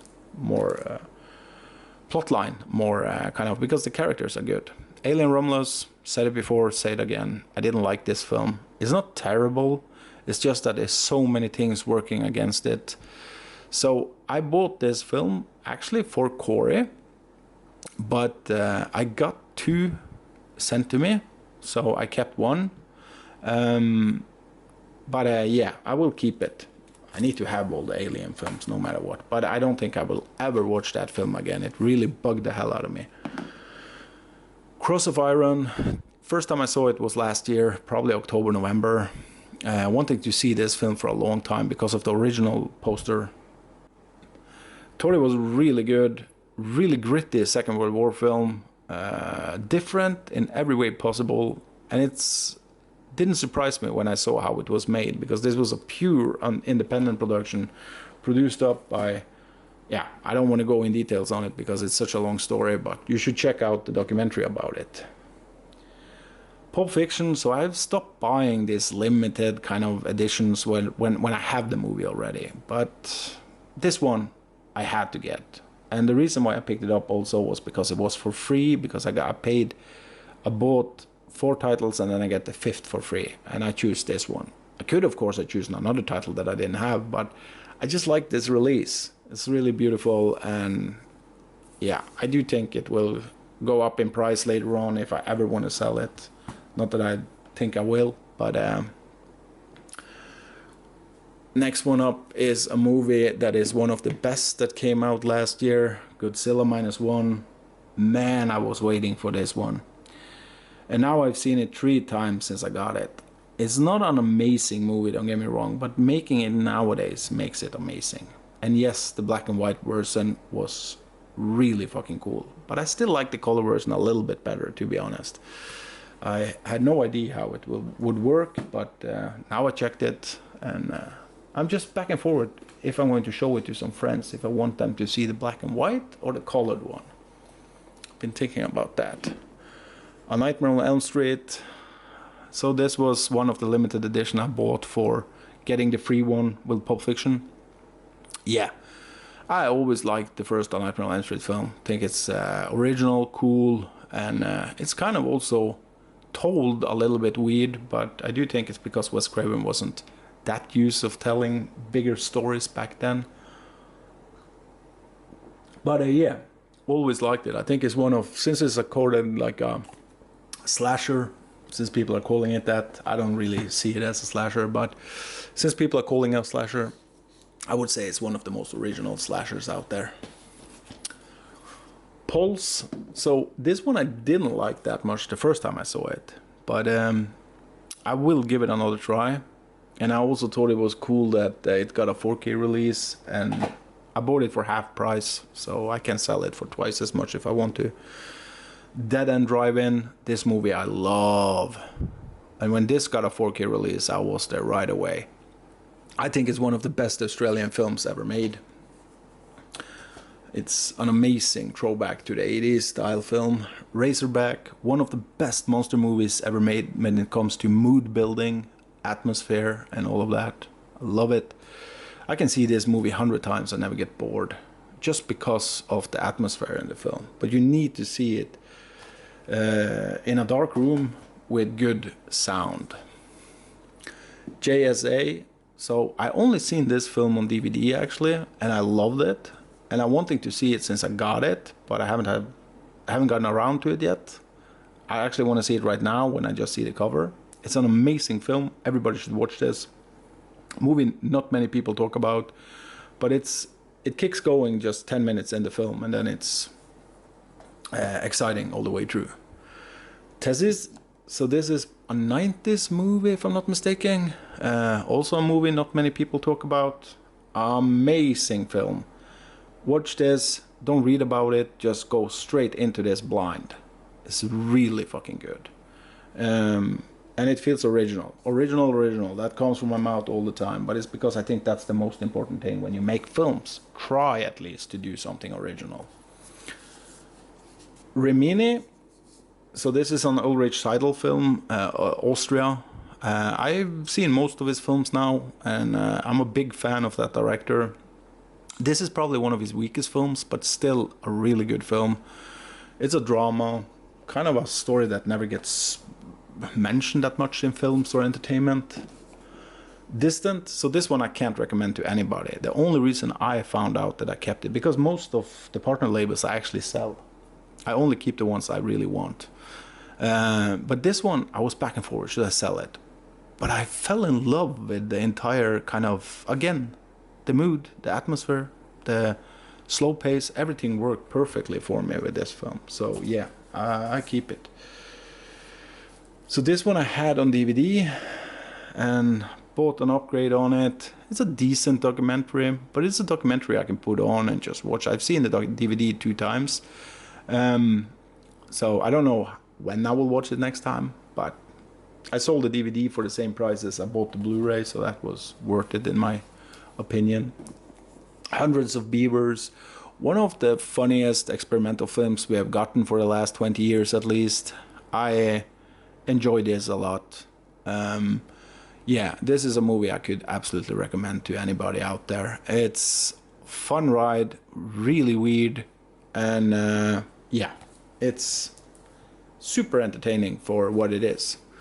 So Day of the Panther and Strike of the Panther, I don't remember which of them I like, but I like the sequel. So I don't remember which of them the sequel is. I didn't like the first film that much. I thought the first film was kind of boring, but the sequel turned out to be jump between genres. So suddenly it was almost a horror by the ending, like the last minutes.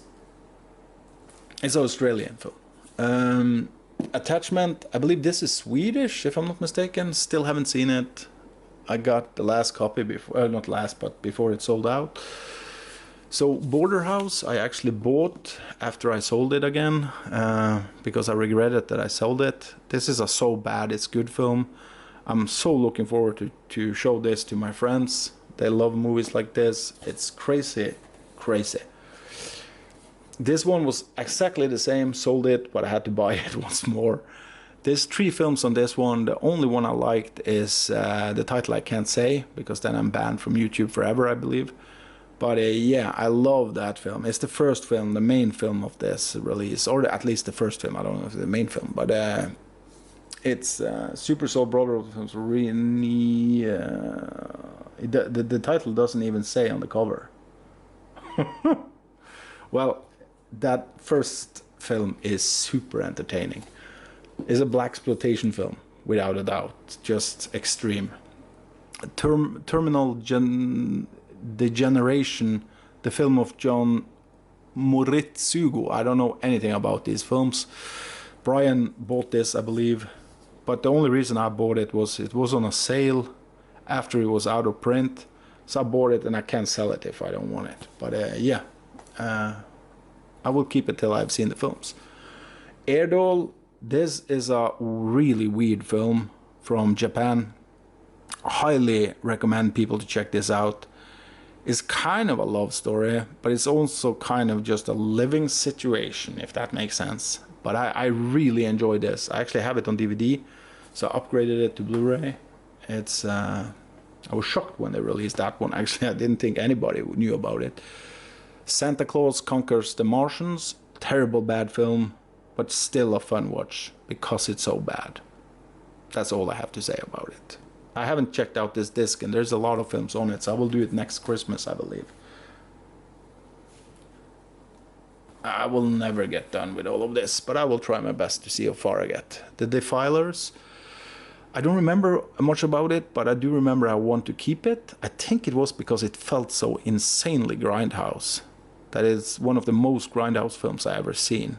So I think that was the reason. But I need to read what I wrote about it to actually remember what it was I liked. Stilke Heinz 15. So this movie surprised me because I didn't like the directing in the film, but I did like the story. The story was really original. So, but the directing felt weak. But yeah, I was super surprised about this. It's a German film. It's a Chinese film, Beijing Watermelon. I think this is from the same director who did The House. I really liked this film, but I liked it mostly because of the directing. So opposite from the last one. But it's because everything felt so super real in a way. It almost felt like a documentary. So it felt new in many ways. I don't even remember what this movie is called. Mamma Effe. So this one I sold and I rebought it. I actually bought it for one reason and one reason only. I love the cinematography in this mixed with the makeup. It's one of the most beautiful films I've ever seen that is focusing on black people, because it's something about the lighting and everything that was just done in this to perfection. But yeah, I want to have this in case I want to make something with the same type of style or anything. Maybe a horror film? Who knows? The heart is deceitful above all things. So this is the other Asia Argento film that I talked about earlier. Amazing movie. The acting in this, she should have won Oscar that year. It's insane. And this movie is so damn disgusting. But yeah, I love this film. It's I think I gave it like 9 out of 10 or something. It's an amazing movie in my opinion. So Murder Party I bought, had the DVD of this one, never liked it that much. It's actually got a Norwegian release, that's the one I have from Another World Entertainment.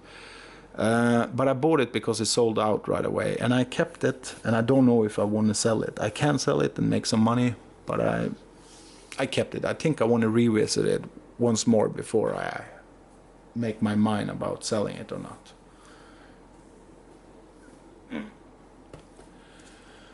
When Tomorrow Never Dies. I don't remember if this was Canadian or something, but I do remember this is a really feminist movie, but in the ending, just like Barbie, feminism fails. So I like this. It actually had a good message, even if it was kind of disgusting, the feminist message it had throughout the film. The ending told everything.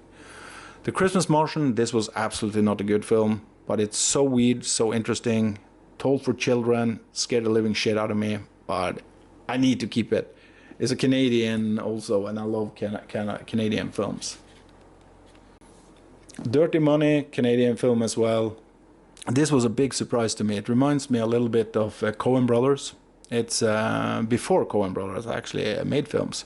So I do think they have seen this and gotten inspiration for their films. It's a really hard scene in this one, plus there are moments in it that are close to amazing when it comes to the style, or how to put it. It's just cool as hell. Killer Nun. So this is a fun slasher mixed with a non-exploitation type of arc, but always like this. Had the DVD but sold it after I got the Blu. Footprints, still haven't checked this one out. I heard it's kind of a weed film. It's an Italian, but I haven't seen it yet, so I must check it out before I can talk about it. Adieu la compagne. Yeah, this is also an Italian that I know nothing about, but I collect the Italian films because most of them really are really good. So I will check it out. But here is an Italian release that I didn't like at all. It's Dario Argento's Deep Cuts. everything on this release is bad in my opinion. But the mini series that they show, that is part of the bonus features, is the best thing. I didn't like one episode from the deep cuts, or what you call it, the series here. It's everything was bad, and it was like bad for TV as well, so it's really surprised me. It didn't feel like Argento at all. I could see Argento in 2 shots in one of his shorts or one of his episodes, but man, it was disappointing. Heavenly Bodies, so this is Fun City Edition. Yeah, I wanted to see this since I saw the release, never heard about it before, but now I'm happy I get to see it. Paradise. This is another one I wanted to see because of Phoebe Cates. Yeah, I know nothing about this either. Anybody knows about these films, please tell me in the chat. Rad was the movie from Vinegar Syndrome I wanted the most to see because it was hard to find, and they had a sale where they suddenly found 1,000 new copies of it or something. And of course I bought it. I thought it was cool. This was really fun for super 80s. Reminded me of Skate or Die or all of these Sidekicks and all of those films. Coffee Table, one of the best horror films made, Spanish, one of the best horror films made the last 10 years at least. It's really, really out there, and don't see it if you don't have a good stomach for shit like this. Memorial Valley Massacre. So this I rebought. I had it with slipcovers actually, but I sold mine, and then I regretted it because it's actually a fun bad movie.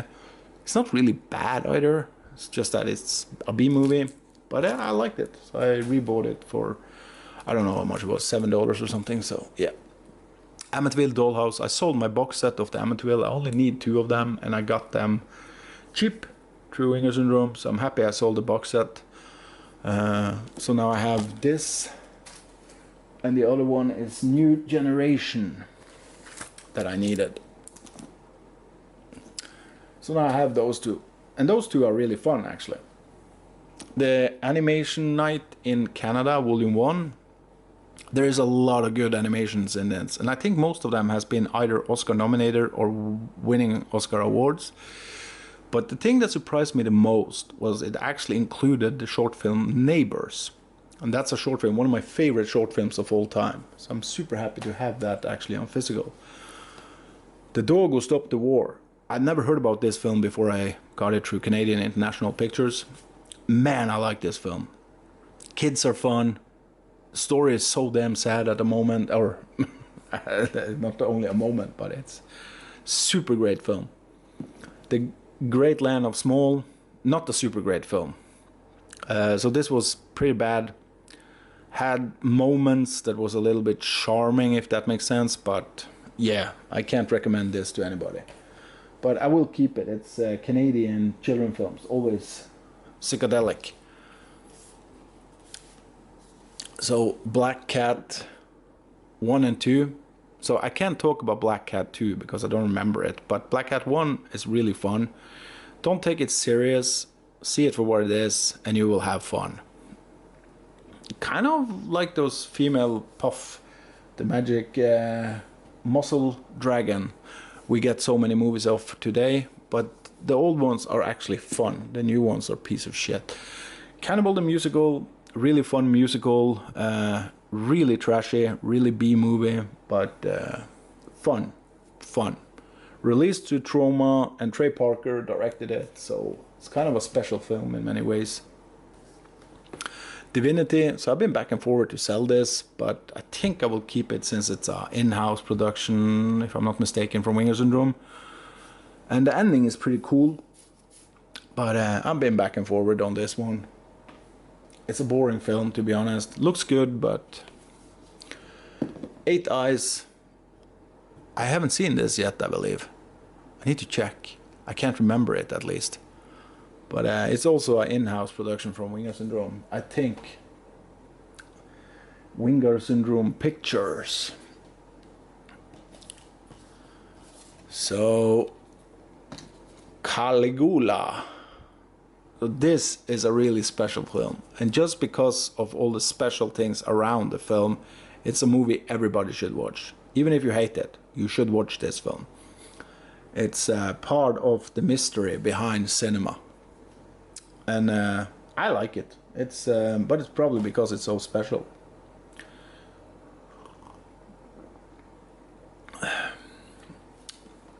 Eyes Without a Face, movie everybody probably have heard about before. A movie everybody should check out. Classic. I need to do it at least. But yeah.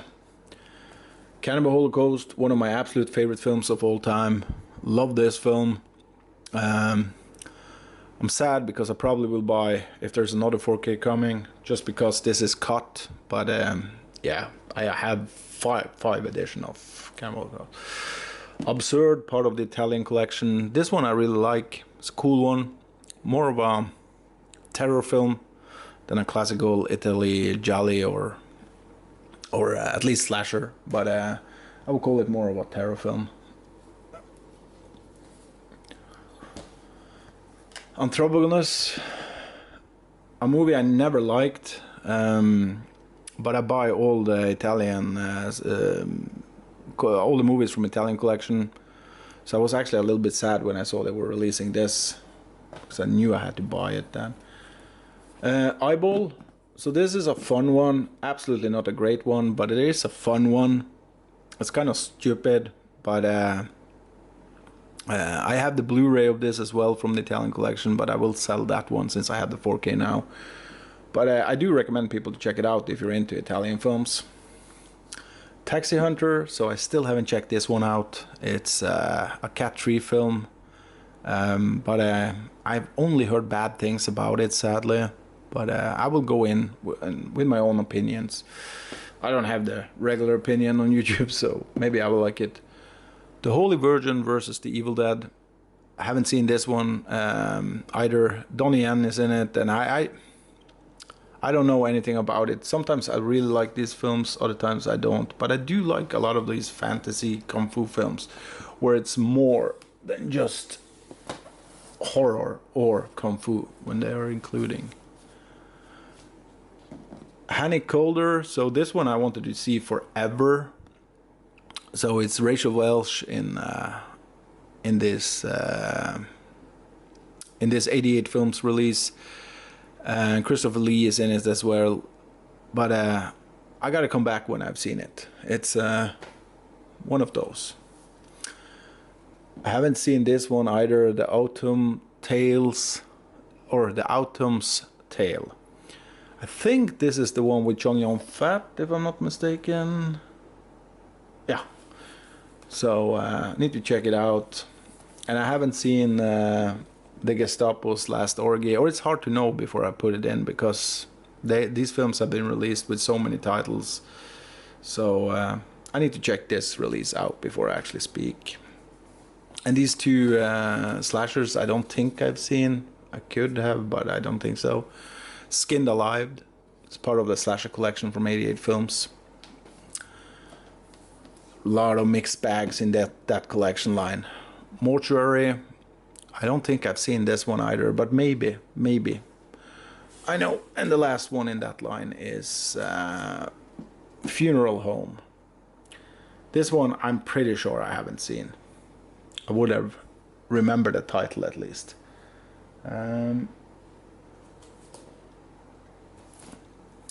Beauty and the Beast. So this film I've seen many times, but I rewatched it in November, I believe, December or something. And it's an amazing movie. Damn, this movie is good. Highly recommend it to everybody. It's beautiful, different, and just crazy good. Interrogation. So I still haven't seen this film. I thought I had, but I haven't. And Vinegar Syndrome also released this film through their, I don't remember which line it was through them, but they have released it last year. So it's a really special film. So I think the reason I haven't seen it is because I wanted us to see it together at my friend's house when we have movie night. Happy End. So this is one of the most original films ever made. Highly recommend people to check it out. Saw it 2-3 months ago before I got this copy. Saw it as a kid at my grandmother's place. It tells or I don't want to spoil it, but I can say this much. It's definitely where Gaspar Noé got his inspiration from for a specific film he made. And also Chris Nolan for one film he did. I think many people have gotten inspiration. And I do think that's the first film that did that that kind of twist in how it's told. Single white female, amazing thriller from the 90s as far as I remember, but I haven't seen it for years. But this was one of my favorite during the mid-90s, I believe. So I had to get that one. I didn't have it in the collection at all. Tar. So I didn't love this film, but I did love the kind of style it was told, if that makes sense. And I do think Cate Blanchett was great in the role. But yeah, I knew I had to have that film in the collection, and I don't need it on 4K. So a Blu-ray was good for me. And here's a film I also knew I had to have in the collection, The Zone of Interest. I don't need the 4K for this. I don't need the limited edition or anything. I'm happy with just a standalone Blu-ray. But I do think this is a good film.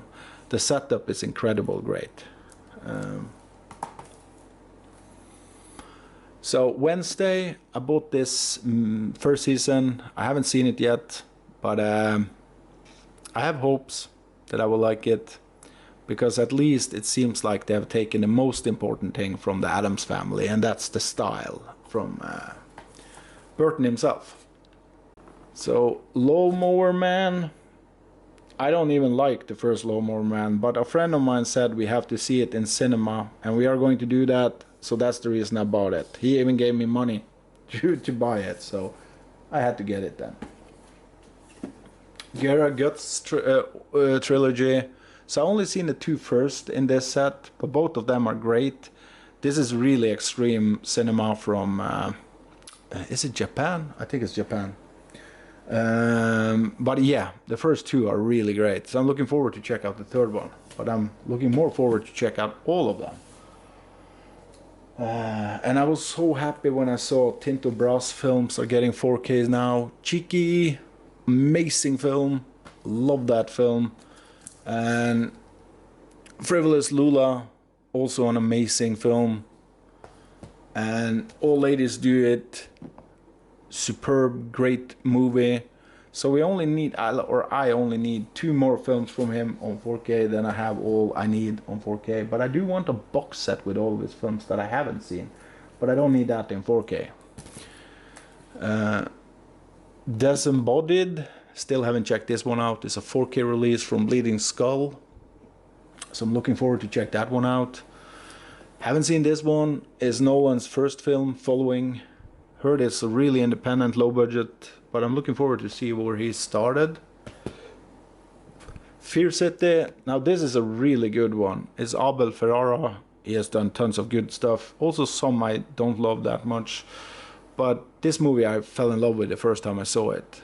It's also really, really my style when it comes to like look on a film.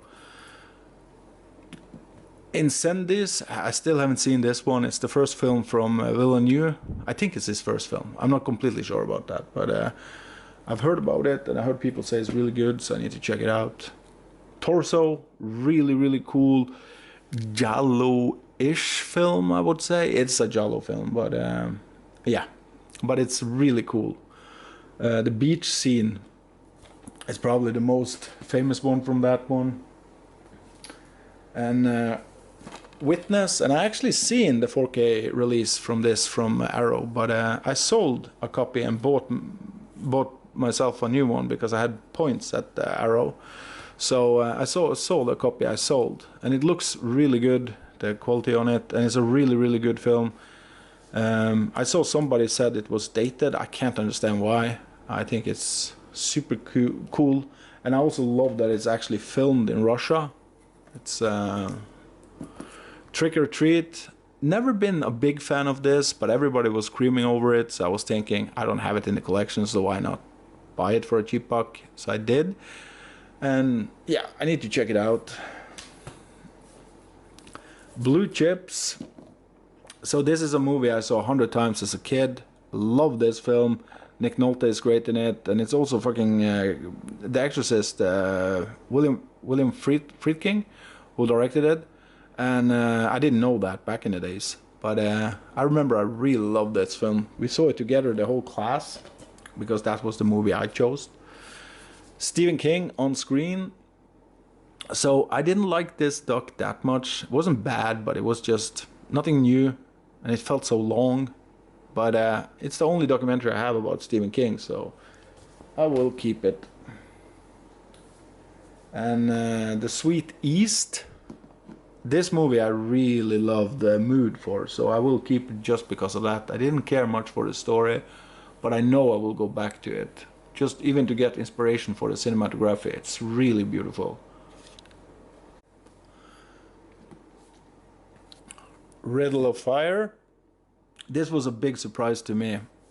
Really new film that feels like old school storytelling. I highly enjoyed this film.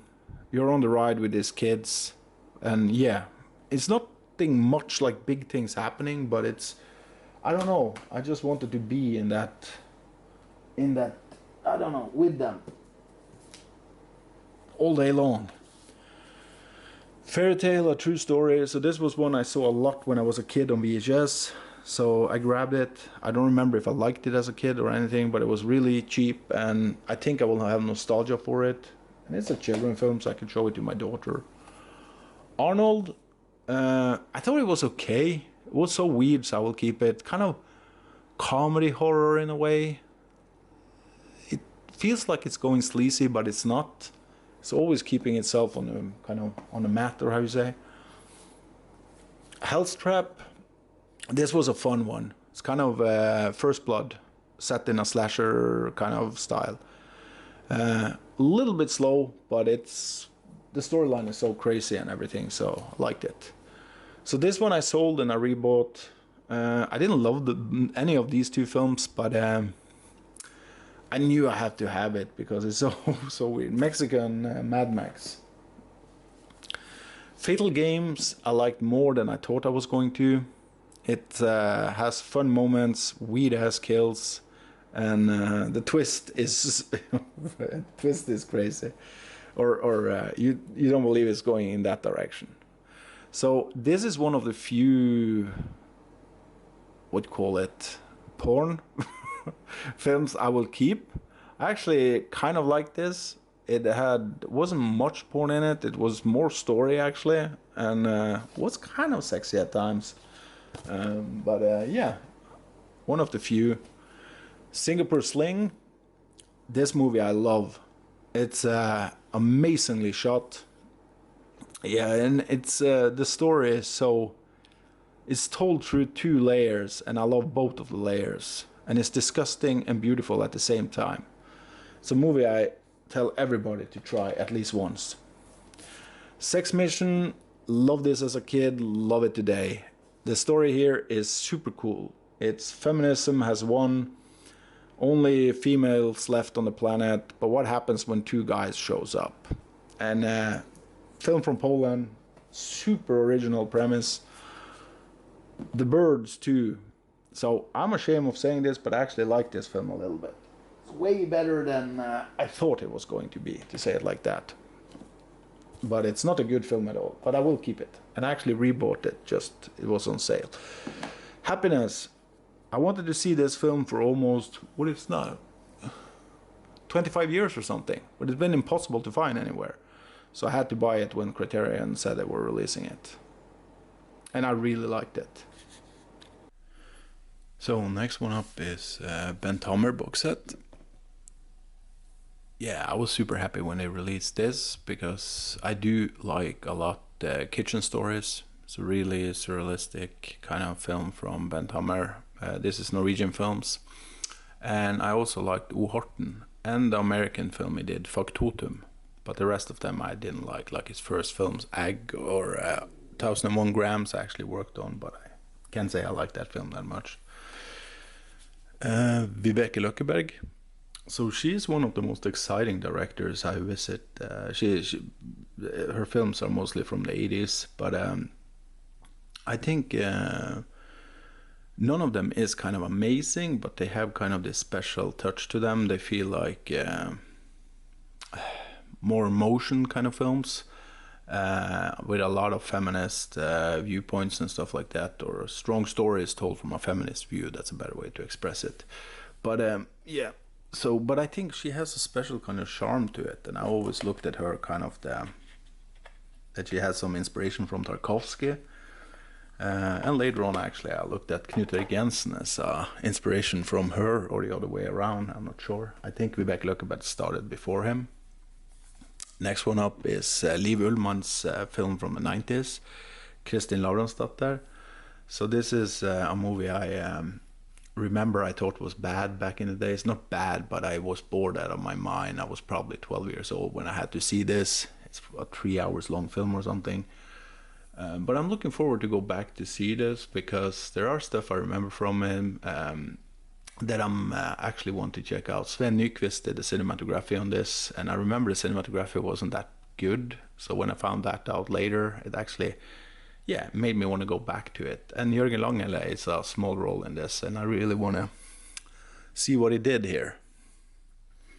But it's been years since I saw that film, just so you guys know. Hatching, so this is a Finnish horror kind of thing.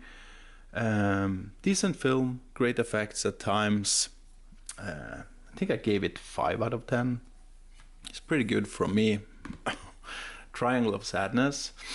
So yeah, I have liked all of Ruben Östlund's films except the one he's most famous for. I can't remember the name of that one. Yeah, I can't remember the name now. But I like Play, I like Force Majeure, I like this film. I do think he's a good director that focuses a lot on satire, but also at the same time does it with a different kind of directing style, where thing feels almost like reality, but in a strange way. I can't even... it's more like he's watching the actors doing stuff. So Piratene, yeah, this is a movie I saw over and over again as a kid. Shot in the north where I'm from, or not really where I'm from, this is a little bit south from me. About some rebel teens. Yeah, I liked this a lot when I was a kid, but I haven't seen it since the VHS years, so it will be fun going back to this. And it's the same director who gave us Blue Wolves, I think it's called in English. It's the third in the Pelle Proffen series. So Beware of the Children. This is a 2019 film from Oslo, Norway. Dag Johan Haugerud, I think his name is. He did this film and he has become one of the biggest names from Norway now. I will say he just had a trilogy on cinema, 3 features where that was released over a year's time, I believe. I haven't seen any of them, but I've seen 2 of his earlier films. And I'm not the biggest fan. He doesn't make movies for me at all. Funny story, friend of mine with 21 of her friends, again, only females, went to cinema to see one of his new films. When she got back with some of the friends, she told my best friend, her boyfriend, that she will never visit a Norwegian film again on cinema. And she told that everybody in the group hated the fucking film. So I'm just thinking the critics loves his films, the film festivals loves his films, but like most of the audience I've heard of think they are boring. But I do think this movie is kind of good. It has good stuff in it. I just think it's way too long. If I remember rightly, I think it lasts for 2.5 hours or something. Yeah, but it has a good kind of subject matter to it. Dream Scenario. So yeah, this is the second film I've seen from Christopher Borgli. He has made 3 films, but I still haven't seen the entirety of Drib. Need to get that done soon. I did enjoy a little bit Sick Girl, but I do think both Sick Girl and Dream Scenario has the same problem. It's a great idea, good beginning on both films, but I do think the last hour on this film and Sick Girl was close to boring. And the worst thing is that I don't think he capitalized on the great kind of topic or a subject matter the film brings. Like this, you could go crazy on the dream sequences, but I actually thought the dream sequences were boring. But there is an amazing scene in this one, I think. Just a small scene between Nicolas Cage character and a woman that notice him. I will not spoil it, but it's outside a cinema, if I remember rightly, and I love that scene. The movie should have a lot more with that kind of stuff, awkward stuff. So, The Promised Land. I like this history drama from Denmark. It's absolutely not great at all. It's a bit weak in the middle part, I think. But I do think the characters work. The bad guy, he is super disgusting in many ways. Hate him. Really slick dude. And Mads Mikkelsen is he is what he needs to be in this film. It was only that I was missing the punch in a way. I felt like it never took off in the ending, and the middle part of the film was a little bit dragging. But I do recommend that one. This is a fun one, a Danish film that I don't remember if it came out in 2021 or something. Riders of Justice. Yeah, I super recommend this film. It's the same director who did Adam's Apples, and that's also an amazing film. I will highly recommend. Already showed it off earlier in the video, but highly recommend this one. Sisu. So yeah, this is a Finnish action comedy thing from the same director who did Rare Export. No, I'm not the biggest fan of Rare Export. It is a pretty decent, good film, but I'm not the biggest fan of it. I'm just saying. But I would recommend people to check out his short. That was the reason he got to make Rare Export. It's actually 2 shorts, but the first one is the best. And both of them are on YouTube, so you can find them there. The short is amazing. But I do think this movie had a good premise. I just wanted to see this film with not pushed this far. It's almost like a cartoon when you're watching this, so you never get invested in the character at all. But it's a fun ride. Absolutely recommend it for people to check out. And it's cool we got it on 4K.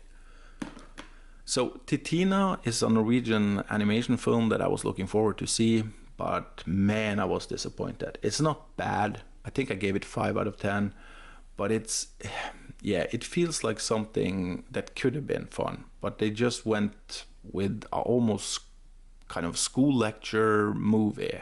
I know if I was a kid and saw this film, I would get angry if I actually rented it, because there's a lot of stock footage and shit like that in it, and it feels more like a 40s or 50s experimental film from maybe Russia or Poland, and I can love films like that, but this looked like just a cute little animation, so I was disappointed with that, to be honest with the film. Yeah, it was sad, because this one had a lot of praise behind it and everything, and disappointing. The Burning Sea. So this is the second lowest of the catastrophe film series we have made in Norway. Jon Andersen directed this one. He also did The Quake. But I don't like any of the catastrophe films we have made, natural catastrophe, or how you say it, that we have made in Norway. But if I should make a list, I would say that the best of them is probably The Wave. And I don't even like that one, just make that clear. And I love catastrophe films normally, but yeah, we have stopped making good films. But yeah, The Wave, probably then The Quake, maybe, or maybe The Tunnel. I'm not sure between those two. And then this film, and then the series that just hit Netflix. I can't remember. La Palma, I think it's called. Oh man, it was bad. So this is the New Adventures of Pippi Longstocking. So it's a remake from America of Pippi Longstrumpe, Pippi Longstocking. And I thought I had seen this movie before, but I actually hadn't, because there is 2 films from America about Pippi Longstocking, or 2 television series. And I think I must have seen some of the series from America, but I'm not completely sure. But I hadn't seen this one. Yeah, it's not close to the Swedish Pippi Longstocking. I do like that a lot more, but this had some charm to it, and there are some fun special effects if you like. It's just a little bit too childish, I think. Not that Pippi Longstocking in the Swedish version is not childish, but I think they make a little bit more realism in a way. It's hard to actually say that for Pippi Longstocking. But I do recommend people to check out The New Adventure of Pippi Longstocking because it's not a bad film. I think kids will like it even today. Three Wishes for Cinderella. So this is signed by Nils Vogt, who did, he's a famous comedian or famous actor from Norway. He has the new voiceover for the film. They just recorded it for this release for the film. And so this is a Czechoslovakian film from, I think it's like 72 maybe. I could be wrong about that. Don't quote me on that one. But it's a movie that has been screened on TV every Christmas in Norway as far back as I can remember. I have no kind of close tie to it. I do think it's kind of cute, but absolutely not great. But yeah. So you get both versions on that one. That's why I also didn't pick up the second run release that just got out. Fiddler on the Roof. So this is one of the best musicals ever made, and I'm not the biggest on musicals, as people know who follow my channel, but this one I love. I love the music in this one, and it's something so special that it's actually an American film shot in Croatia with Croatian and it's not Croatian, what's it called, Hebrew and Russian language throughout the film, and I just find that amazing. So it's from the director who did Jesus Christ Superstar. I haven't seen that for years. But it's shot by Oswald Morris, who did Lolita from Kubrick, The Dark Crystal. He did The Man with the Golden Gun, the James Bond film, Oliver. He did a Muppet film.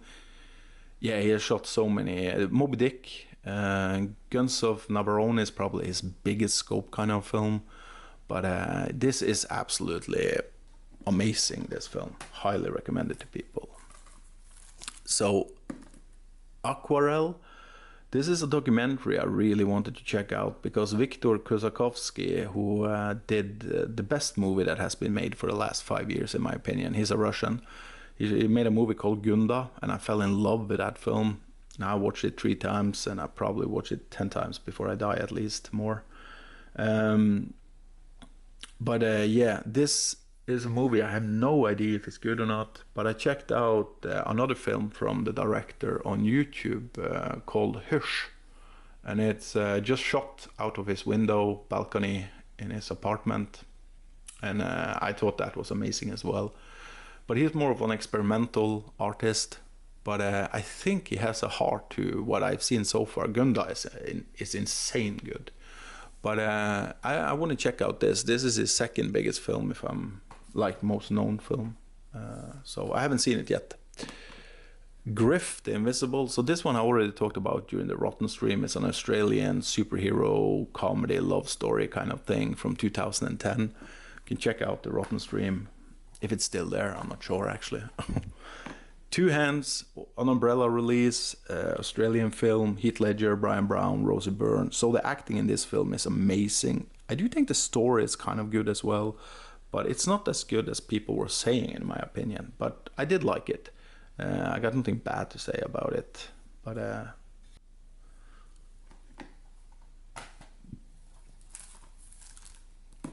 Blue Beetle. So as you see, I haven't opened this yet. Yeah, I have no interest of seeing this film.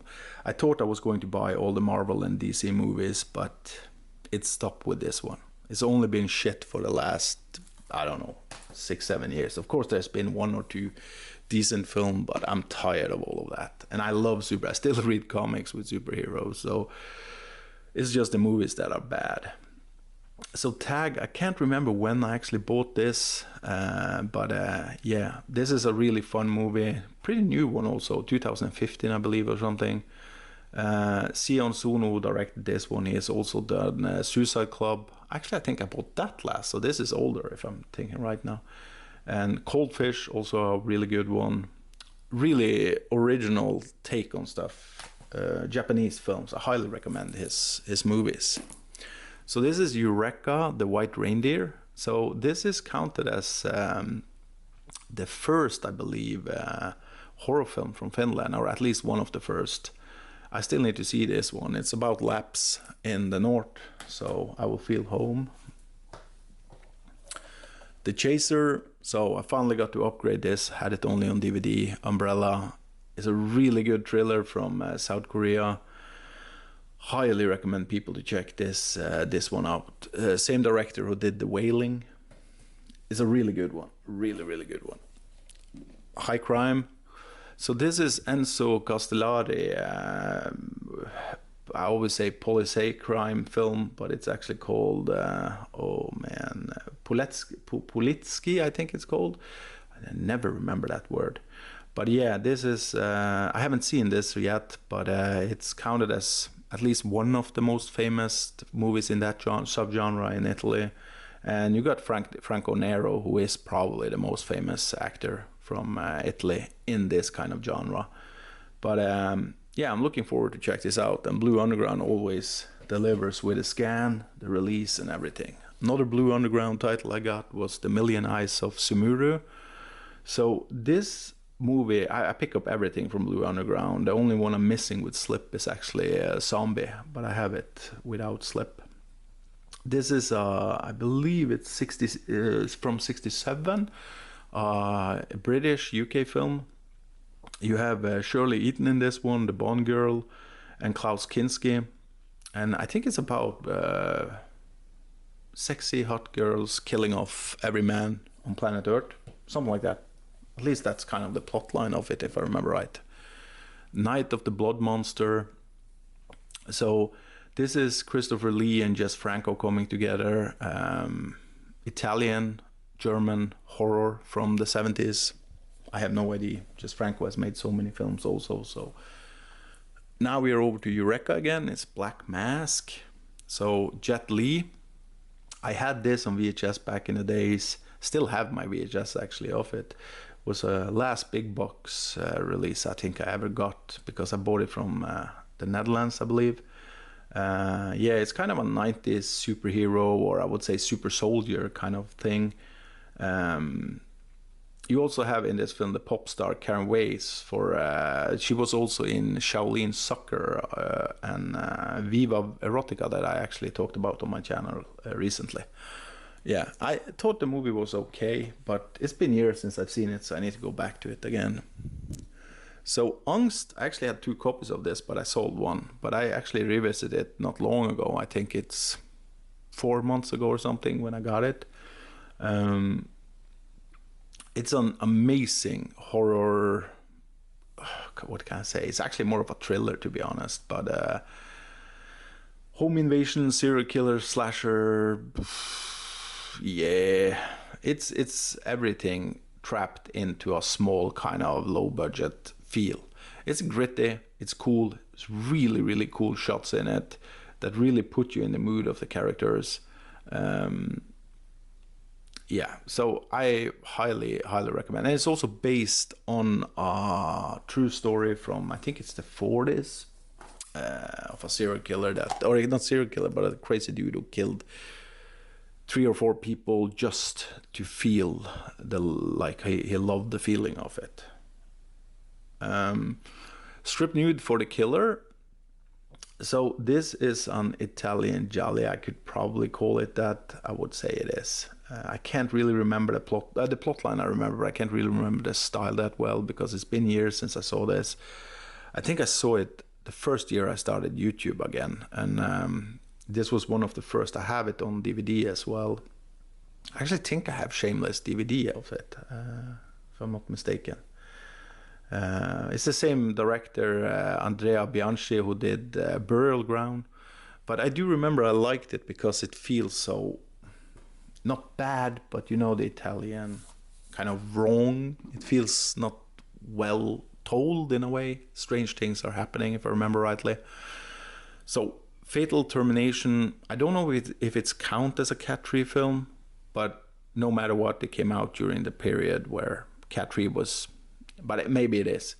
This movie is batshit crazy. It's one of the coolest action films I've seen later on that I didn't see back in the days. It has 2 of the best stunts ever done on screen, or actually captured on film. I wouldn't say the stunt has been done the best way, because I have no idea how they did it, but it's crazy cool, this film. I think it's from 1990, if I'm not mistaken, and Moon Cho, Mo Cho Fung, I think her name is, she is just a badass. I love her in films. She has been in some Jackie Chan films, at least in The Protector. I think she was in Twinkle Twinkle as well, but I'm not 100% sure on that one. So Red to Kill, this was one of the horror films I didn't have in a collection. I never had in a collection, because the only way I saw it was back in the days on a slimy, ugly torrent that a friend of mine downloaded, probably during the Casa days or something, beginning of 2000, I would say. Yeah, this movie, I wanted it since the first time I saw it, and damn, it's good. It's kind of scary also. It's more or less of a kind of he's a serial rapist, but it feels like a slasher the way it's built up. But then you have also the psychological aspect of it, and the beautiful colors that is used, and the beautiful women. Oh man, it's so beautiful, the film, but also nasty. It's a movie I recommend to everybody. I don't hear anybody talk about it. And it's directed, of course, by Billy Tang, one of the greatest of those dirty-ass Chinese who made crazy shit back in the days. Mukuro trilogy, I still haven't seen this one. It's a movie I got in the bundle from Error 4444. I think this is an anthology film from Japan that is about, like, from 2015-16 or something, and it's kind of extreme gore. I think that's kind of the focus of the film, if that makes sense. Crazy Family, so this one I heard about before, never seen it. It's counted as an 80s cult classic from Japan, and it's also created by probably the person who kind of created the extreme subgenre of, not subgenre, yeah, it's a subgenre of cyberpunk films. That way, yeah, we got a lot of cyberpunk films right from Tetsuo is one I would highly recommend people to check out. But I haven't seen any of his films, so I'm looking forward to go into this one. Crazy Family was also part of the same bundle, if I remember rightly. Next one up is Run and Kill. So this is an insane action sci-fi. I actually spoiled something now when I say it's sci-fi, but yeah, it doesn't matter. It's mixing the Terminator with grotesque gore and humor and love, I would almost say. Every second is kind of, not second, but every minute is kind of turning point in the film. And the dude, the fat dude, Ken Cheng Jaka or something like that, Jux maybe, he's so damn good in this film. There is a scene in this film that stuck with me afterwards. Yeah, so this is probably counted as one of the big classics of the Cat Tree era for people who like weird, brutal films. But here is the big boy, Men Behind the Sun. So this movie is a film for everybody who love gore or love to push their own limits in a way for films. This is absolutely a movie to go to. But for me, I'm not really into that. I'm more into finding something that feels original, or at least have some sort of specialty to it that I haven't seen 100 times before. And this movie was perfect. It really blew me away. It's brutal, and you should actually read about the history, the real history between Japan and China before you see this. It will put a more impact on you, I believe. But I love this film. I really need to get the other two as well. Irreversible, one of the best films made the last 30 years maybe. Love the film. Incredible great film. Gaspar Noé is one of the few great we still have. Really love that one. The Story of a Cloistered Nun. So this is part of the Italian collection. It's an Italian-German sexploitation from, or non-exploitation from the 70s. Yeah, the dude who did also The Nun and the Devil that we got earlier from the Italian collection, and Stunt Squad also. I don't have that. I need to get it. But I had it on VHS. I think actually I still have that one on VHS also. But I have this from Severin films in the box set. The only reason I picked it up was because it's part of the Italian collection. I collect all of them. But this is the best in the box set as far as I know. There's one I haven't seen yet, but of the films, I think this is the best so far. And you get Susie Kendall in this one, Katrine Speak. Oh man, yeah. And you also have Tino Carreras, I think his name is. He's the priest in the film. He's really great in this one. And Martine also, I can't remember her name. Martine Brock something, I think. Brockhard, maybe. There's a lot of famous faces you have seen before when you check out that. Crocodile, I never heard about this film before. It's a 90s, I believe, American action film or something. Jim Brown is in it. But, yeah. And the director who did this also did Death Spa. But I still haven't seen it. It's one of the last one I got in. Last Circus. So I was back and forward to pick this one up because I'm not the biggest fan of Alex de Iglesia. I do like Perdita Durango. And I thought Action Mutante and Devil... I can't remember the name of it. And also Witching and Bitching are decent films, but they are not special for me at all. But I have to give it a try. Let's give him one more chance. I'll give him one more chance. But this one I knew I had to get. Huckle. So this is the first feature from the Hungarian director Gogri Pelti, I think his name is. I really like Taxidermia. It's not a great film, but I liked how it pushed it, and it actually got me really sick by watching it. It's not violence, but it's more just nasty. But I think this is more of an experimental film, if I'm not mistaken. But I've seen one film from him. I really like that one, so let's give it a go again. Next one up is The Canyons. So every time I buy from Vinegar Syndrome, I pick up one title that I know nothing about, like if it's good or not, or I have no hope or anything for it.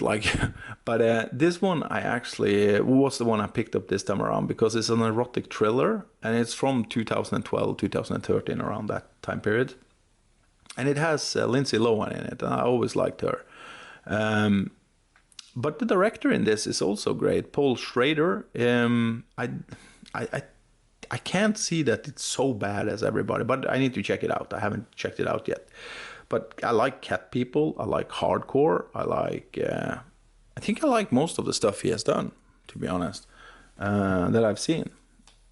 So this was the strange slipcover we got for the one we pre-buyed for that we didn't know what we were going to get. Side Roads. I have no idea what this is. Early film with Jeff Speakman. I was never a big fan of him, but I kind of like Perfect Weapon, The Expert, and Street Night. Both, all of these three was kind of VHS films I liked. Actually, I had them at least in the collection. But I always looked at him kind of a sidekick to the rest of them. Like, he was on the top as Steven Seagal is on the bottom. That's how I can explain how I looked at him. But yeah, I have no idea. If anybody's seen this, please tell me. Slaughter in San Francisco. So this movie is kind of special, and the main reason, because I don't buy everything from Eureka, and especially movies I know nothing about, and I see they have bad rating. But this is the first lead role for Chuck Norris, and it's also the movie that Bruce Lee was supposed to do if he hadn't died. So both of those two things actually draw me into it a little bit. Yeah, so, and the director behind it is not bad. He has done 2 at least Bruce Lee films and some Jackie Chan films. So, I don't know. It could be good. Some 4Ks, The Last Dragon. So, I'd never heard about this film before I saw it on release. It's an 80s comedy that used kung fu, rap, blaxploitation I would also actually include there, yeah. And 80s kind of gimmicks all around. So it's a really 80s movie, and it's a musical on top of that. And what can go wrong with that? Well, everything. But it's really fun because everything is so weird and bad. I gotta be honest, it's bad, but it's really, really fun bad. Vanity, who plays in this, I had seen her before, but man, she shines in this film. Or like, not acting wise, but she just stands out of the camera. I loved her in this film, and I know I've seen her in other stuff, but I can't remember what. The creator and the bad guy in The Last Dragon is also amazing. The creator. So this one was decent. At least it was a sci-fi that tried to tell something original. Yeah, the effects were really good at times, but not when it took totally over with the CGI shit. The opening felt original and kind of had me going, but it felt like it dragged. But it's still a decent sci-fi film nowadays. I don't think we get any good sci-fi anymore. Same director who did Star Wars Rogue One. It's the best Star Wars film that we have gotten since the prequels. Yeah. And the director who did this one also, I checked that out. They did Godzilla and a movie called Monster that was okay. And actually, he is the one coming out with a new Jurassic Park film that I know is going to be shit. Okay, so The Abyss is a great film. Underwater thriller with sci-fi elements to it, or it's sci-fi all around, but yeah. It's stacked, the cast. I love the cast in this one. For me, it's James Cameron's 5th best film, I believe. The scan was okay in this film, I would say. Nothing to brag about, but still better than all of the other ones, if I remember rightly. So I'm super happy about that release, just so we got the movie in decent scan at least. Transformers Rise of the Beast. I don't even know if I ever bought this film. I wonder if I got it from somebody, because I don't like the new Transformers films. But yeah, got nothing to say. I haven't seen it yet. 65. So, what's to say? It was not as bad as I was afraid it was going to be, but it's still terrible shit of a movie. It's not good at all. I got through the beginning. I got from the beginning till the end with minor problems, but it didn't drag as much as I was afraid of it was going to do. First off, Adam Driver is absolutely not an action star, and I hated the kid in this film.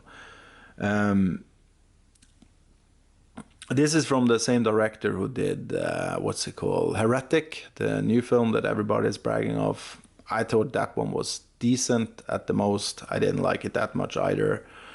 But yeah, seems like people like this shit, so I will give them respect and keep my mouth shut.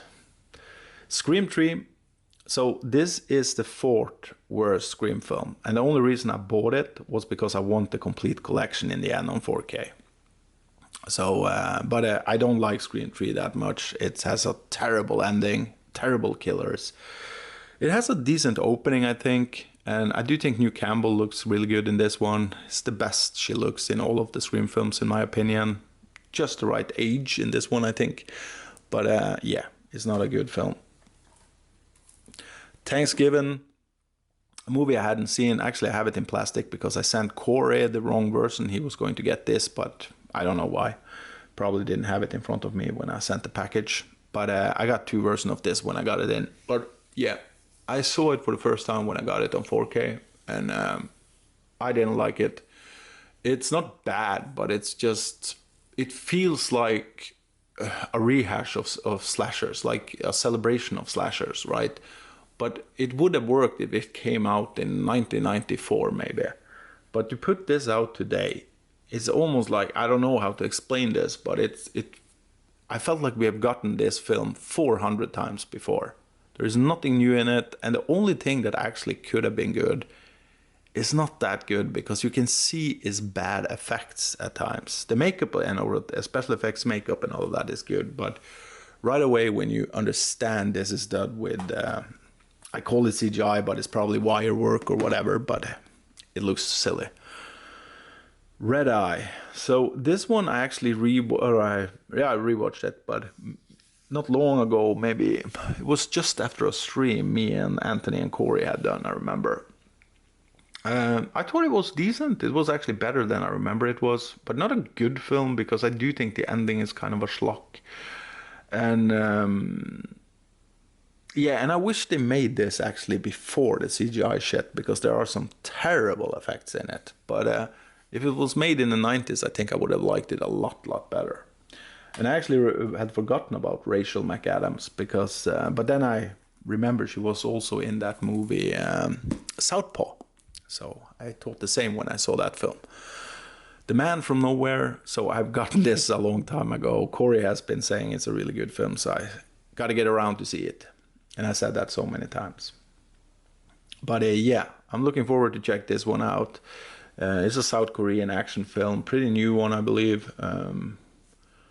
It's the same company. The reason I actually bought it on 4K right away was it because it's the same production company who did Memories for Murder, The Mother, Bittersweet Life, and the Tree Extreme film, anthology film. Probably more. I think they did also one or two of the Revenge trilogy, The Old Boy and Sympathy for Mr. Vengeance, and those.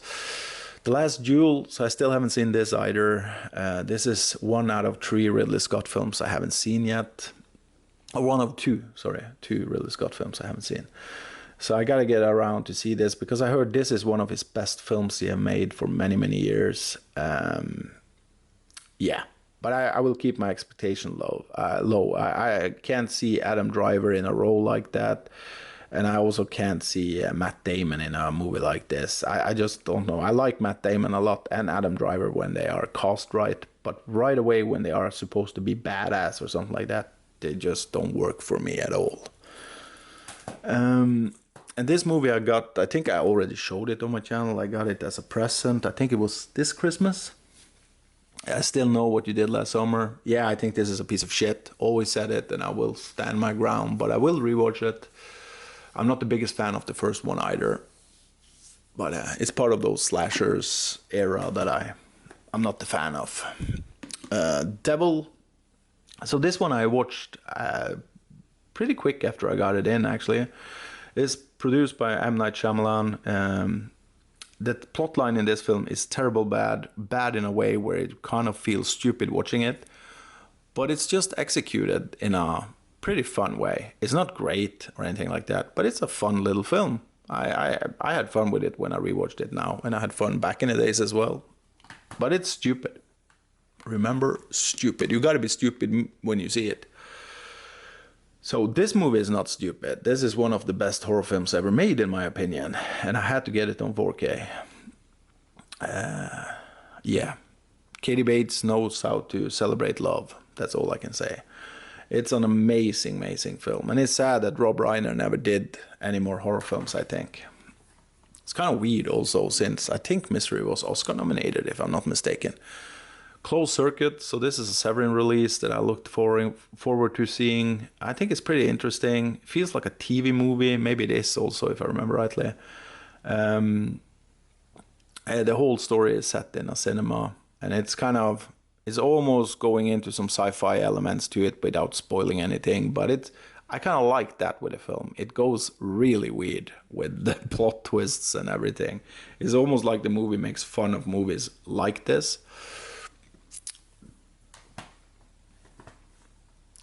The creator. So this movie I wanted right away when I saw Severin announced it. The Creature, did I say the creator? The Creature, at least. Yeah, this is a 1977 drama with a really weird topic. But I don't think the movie is really about that. And if you watch it and you think a little bit more open, you can figure out, you can figure out yourself. I will not go into it. But it's really sexy. It's really beautiful. It's almost a little bit Wes Anderson mixed with Rainer Werner Fassbinder when it comes to production design. It's a special film. I'm looking forward to show this to friends. And this is my first film from De La Iglesia, so I'm happy. I will go into his films later on. Alien from the Abyss. So I remember Brian talked about this one. I've seen it before on VHS. I don't remember the Norwegian title, but I think I showed it on my channel once, the cover. Yeah, it's a really bad creature feature with terrible bad effects, but actually some shots make the effects look good, to be honest. So I'm looking forward to check it out now in good quality, but I'm also a little bit afraid. The director who did this one, Antonio Margaretti, I think his name is. He also did The Long Hair of Death that 88 Films released, and he did the amazing masterpiece called Yor, the Hunter from the Future. One of the best space He-Man-like kind of films ever made. It's so bad, but it's so damn fun.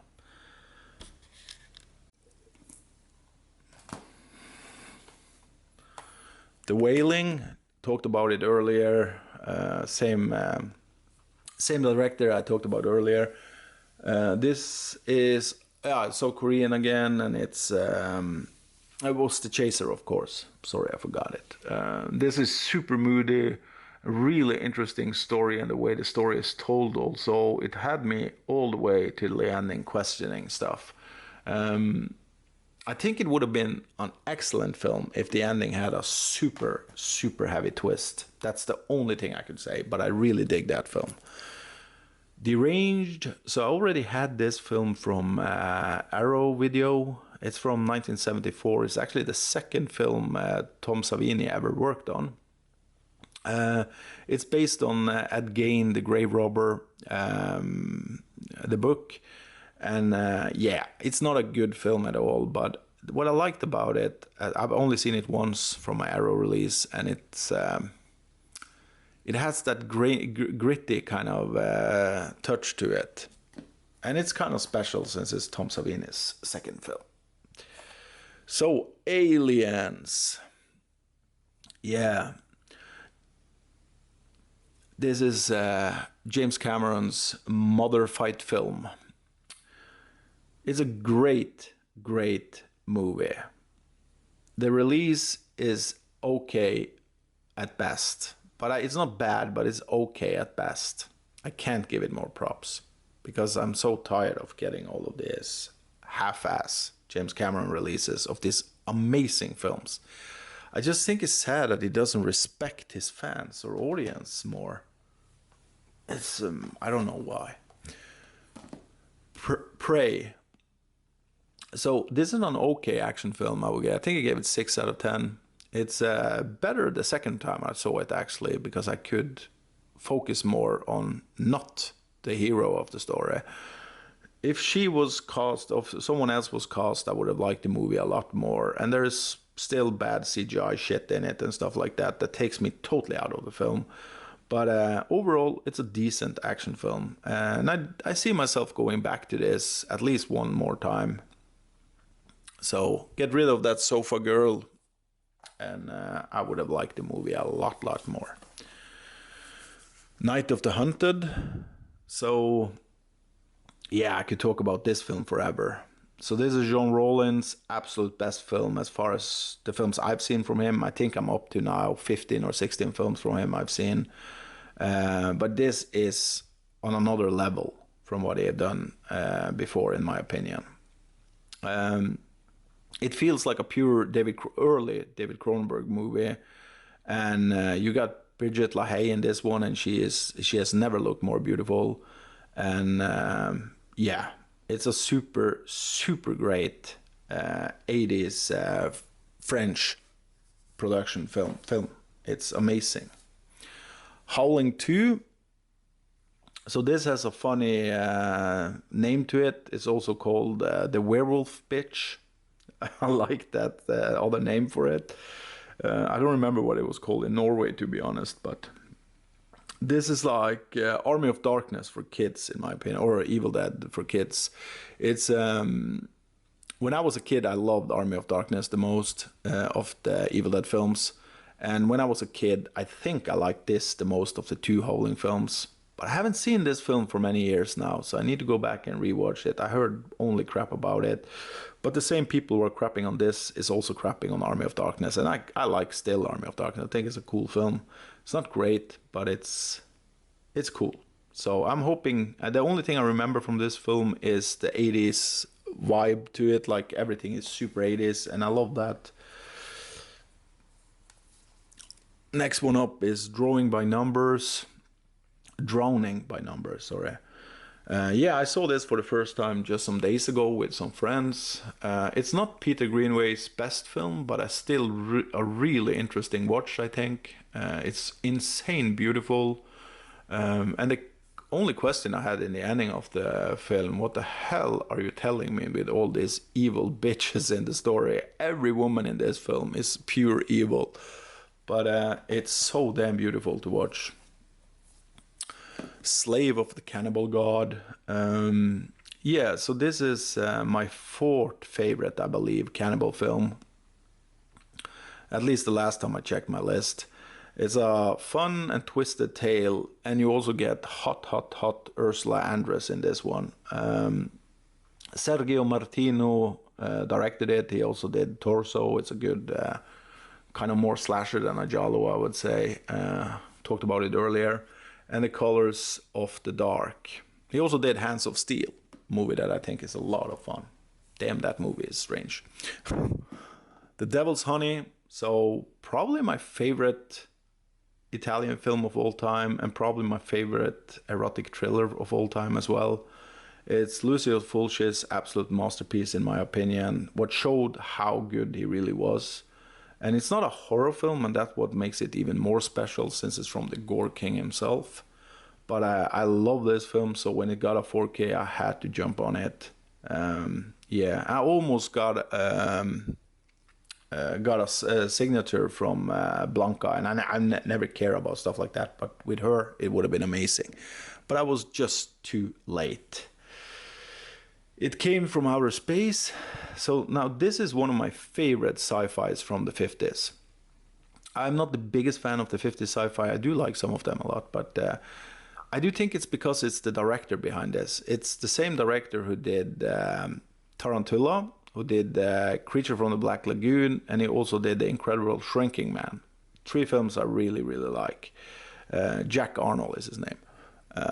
And I love the look in this film. I actually wished when I see the film that it was in color, because it would have looked so damn nice. So a movie that doesn't look nice at all is True Lies. Terrible, unwatchable scan. I will never watch this film with this scan. I tried, and I had to stop it and watch my DVD. Or it was actually the Spanish Blu-ray rip I have of it, or bootleg. But man, the scan is terrible on this one. It ruins the entire flavor of the film. It looks fucking like wax dolls are walking around talking, and I can't understand how anybody can defend this shit. The best release I still have seen of True Lies is the Laserdisc I had back in the days, but sadly I don't have it anymore. But man, it's sad that he's ruining all of his films. Corpse Mania. So this was a big surprise from Vinegar Syndrome. I saw this film for the first time not many years ago. I can't remember how, but not many. It's one of the best cat-free films out there. It's super giallo inspired. Chinese film, of course, so it's not jolly, but inspired by that. With amazing, beautiful production design and even more amazing, beautiful actresses. Yeah. And it's the same director who did the incredible good Hacks, and he also did a movie I still haven't seen called The Boxer's Omen. But I need both of them. Here was a movie I picked up right away when it was announced. Night Train Murders. Maybe my favorite Italian film of all time. This movie is such a surprise. It is the best rape and revenge movie, I believe. I gotta be careful by saying that, because I could change my mind. But yeah, it's an amazing film, amazing piece of art. I think it's so fun because Marsha Merrill, who plays the witch bitch in this film, I've seen her now in some dramas, and yeah, saw it latest film I saw her in was in Chinese Roulette from Rainer Fassbender again. And it was made just a year after this one, and it was fun because you can still see she looked exactly the same as she did in this film. But yeah, she is really, really great. She was also in one of the Argento films. I just can't. Maybe it was Deep Red. I'm not sure. Delirium. So I was surprised when this movie got a 4K because I just watched it on Blu-ray and then the 4K was announced. I think it's a fun psychological fantasy horror in many ways. It's more of a psychological horror, but you use fantasy elements to it. Great makeup effects at times. Insane good score to the film. And yeah, everybody who have seen it knows two reasons why you should see this film. But it's a fun movie to watch, in my opinion. And Serena Grande, she's not bad looking at all. Next one up is The Nail Gun Massacre. So this is a bad looking movie, but damn, it's fun. Yeah, I was surprised when this also got a 4K release, because after I saw this film for the first time last year, I believe it was, I never thought this film will ever get a 4K at least. It's a trashy slasher, but it has so many bad stuff to it that you are laughing throughout the entire film. And it has some of the weirdest sex scenes I've seen on a movie ever also.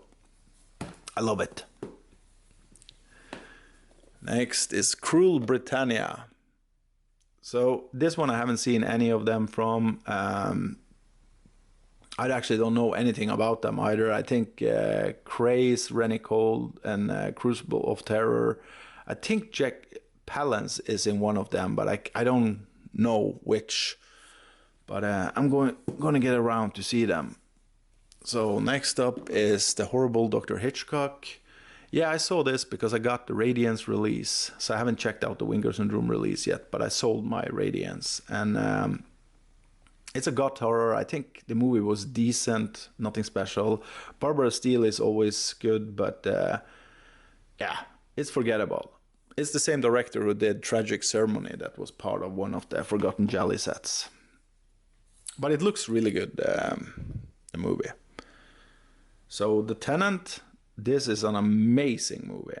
It's the third in the trilogy, psychedelic trilogy from Roman Polanski. Also, I think it's called the Apartment trilogy or something like that. It's Rosemary's Baby, Repulsion first, of course. But this is my favorite of these three films. But I do love both of the other two as well. But yeah, it's an amazing, and I love the release. So Congo, let's see if I can put it straight on this thing instead. It looked so silly. Congo. Yeah, so I just started Congo maybe 2 weeks ago or something. Came halfway in the film before I turned it off. It wasn't that fun anymore. The first half of the movie, or first 20 minutes, is really fun, I think.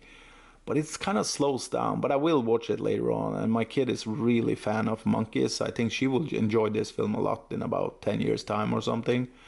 But it's good effects in it at times. And yeah, it's not a terrible movie, but I need to see it finished before. I haven't seen the entire movie since it was released back in the 90s. And this one I grabbed just because I collect all of these VSU films. I kind of regretted it now because this movie is terrible bad as far as I remember it. But yeah, I have no excuse. It's just that I need all of these in my collection. Sliver. So I rewatched this one. And I think it's an okay erotic thriller. It's actually one of the better B thrillers from the 90s. It doesn't have much of the eroticism to it, but it has some scenes. Sharon Stone is hot in it, and yeah, I do think the plotline is interesting as well. It's not only told in a little bit weird way, but the director is good, so I don't know what happened. But it's a decent film. It just doesn't feel like his earlier work like Dead Calm and Patriot Game and The Bone Collector. They came after though, but and Blind Fury. The Keep. So, amazing looking film. One of the best looking films in history when it comes to horror. If you can call it horror. It's horror, but it's a little bit more than horror in my opinion. I think the story is bad in it, but the plot is incredible. It's really interesting. I've never seen a movie compared to this one. And that's kind of the reason I really wanted to see the longer cut. But sadly, it was not included. I think we never will see that cut. But just because of the DP work in this one, everybody should check it out. It's something completely special.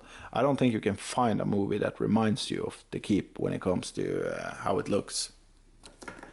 And I'm all about originality when it comes to films. It gives me much more than this classic same fucking tale we have heard 400 times before. Adela has not had supper yet. So this is a Czechoslovakian film again from the maestro Ulrich Lipsky.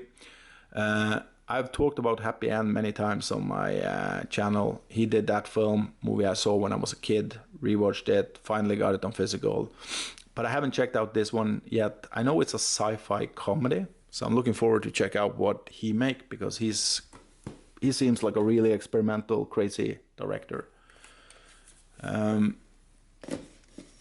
Next one up is Trapped Ashes.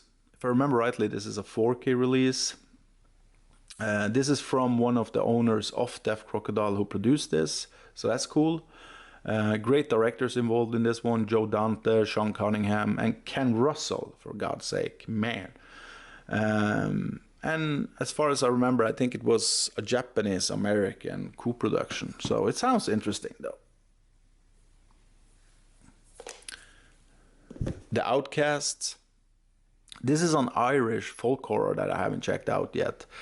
I love folk horror, and I never heard about the director before, but I'm intrigued. I don't think I've seen an older, and I mean a movie made before 2000 that is in the genre of folk horror that I thought was bad. So I have high hopes for that one.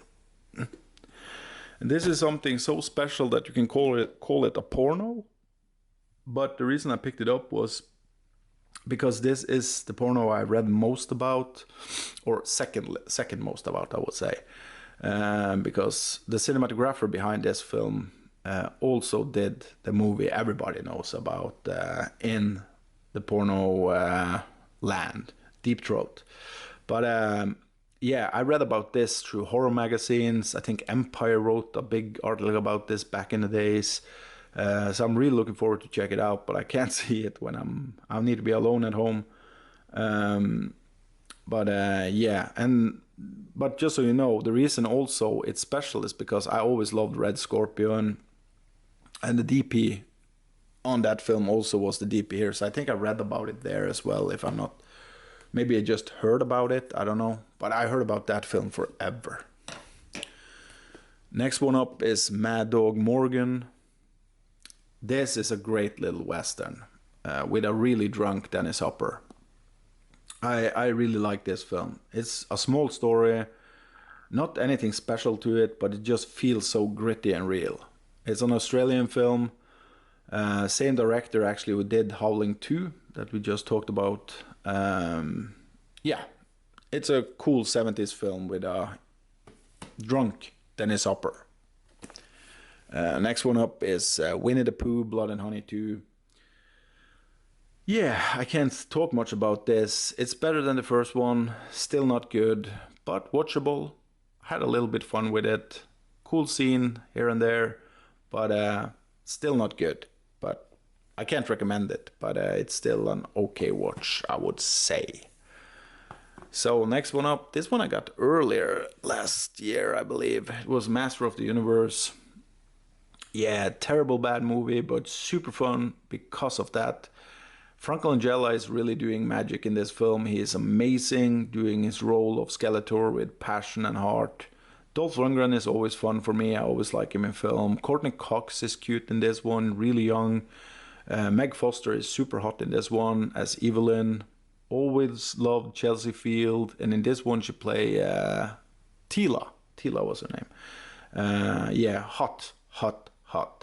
And I also love I think his name is Billy Barty, if I'm not mistaken. He is really good in Master of the Universe. He is the fun part of the film, in my opinion. But I love this film. But it's bad, super bad, but amazing. Them.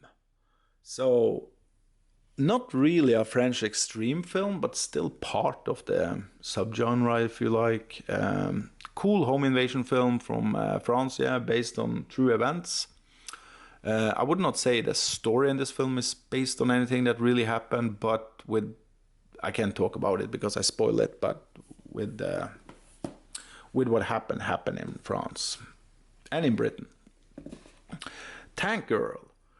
So this is again a super bad movie, but super fun. The only bad thing about it is Ice-T. I hate his character in this film. Naomi Watts is cute in it. Lori Petty is great. I love the production design. Everything is just cute and still, how you say, used a lot of fantasy to make. So it's a movie I highly recommend to everybody who haven't checked it out. It's kind of a superhero movie, but still doesn't feel like it. Mad Max meet maybe Marvel or something. The Isle. Yeah, so this one is an amazing piece of ride. This is a drama, I would say, with horror element to them and some gore. The ending is something you will never forget. I was so happy when I could upgrade this from the DVD I had because the DVD quality on this film was bad. But yeah, now I finally have it on a decent release, and thank you, Umbrella. You're doing God's work. Late Night with the Devil. So this is a decent new horror film, I think. It's pretty good. I will give it that. I didn't love it, but it's an Australian horror from 2023, I believe it was. Yeah, it's a retro horror also, and that's the stuff I'm not that big of a fan of. But in this film it worked because it's part of the plot. So yeah, I give it credit for that. I liked it, but not great, but still enjoyable. So in these films, I don't think I've seen any of these films, if I remember rightly. But let's try. Shanks. So I haven't seen this one, as I said. It's yeah, I don't know much about it. It's a William Castle film, and I've seen some of his films. I think I actually seen 10 of his films because I think that's how many there is in the 2 box sets I have. But it's hard to separate his films. But he was a pioneer in many ways. But yeah, I don't know anything about this one.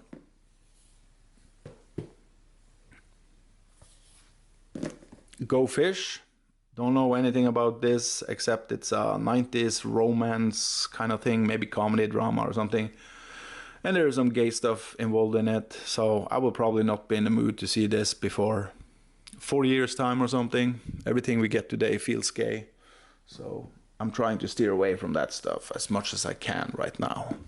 I counted up for my 160 films I've seen from 2023.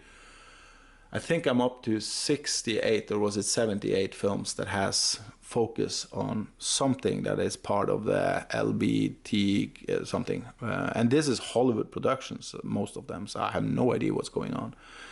Touch.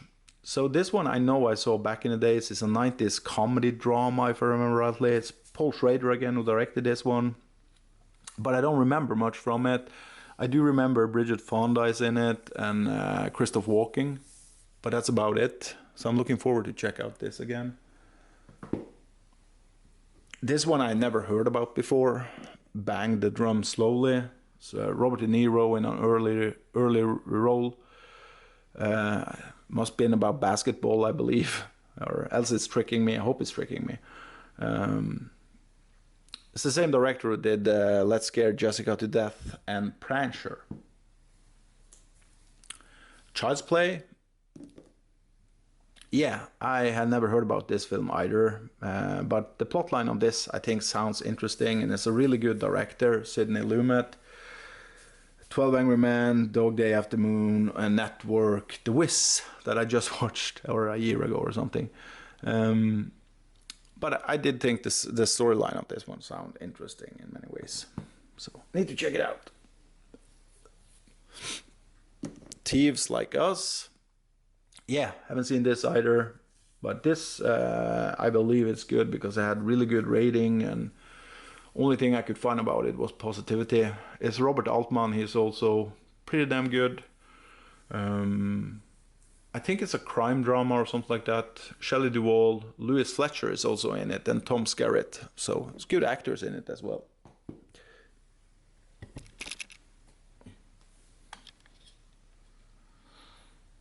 And we have Joyride.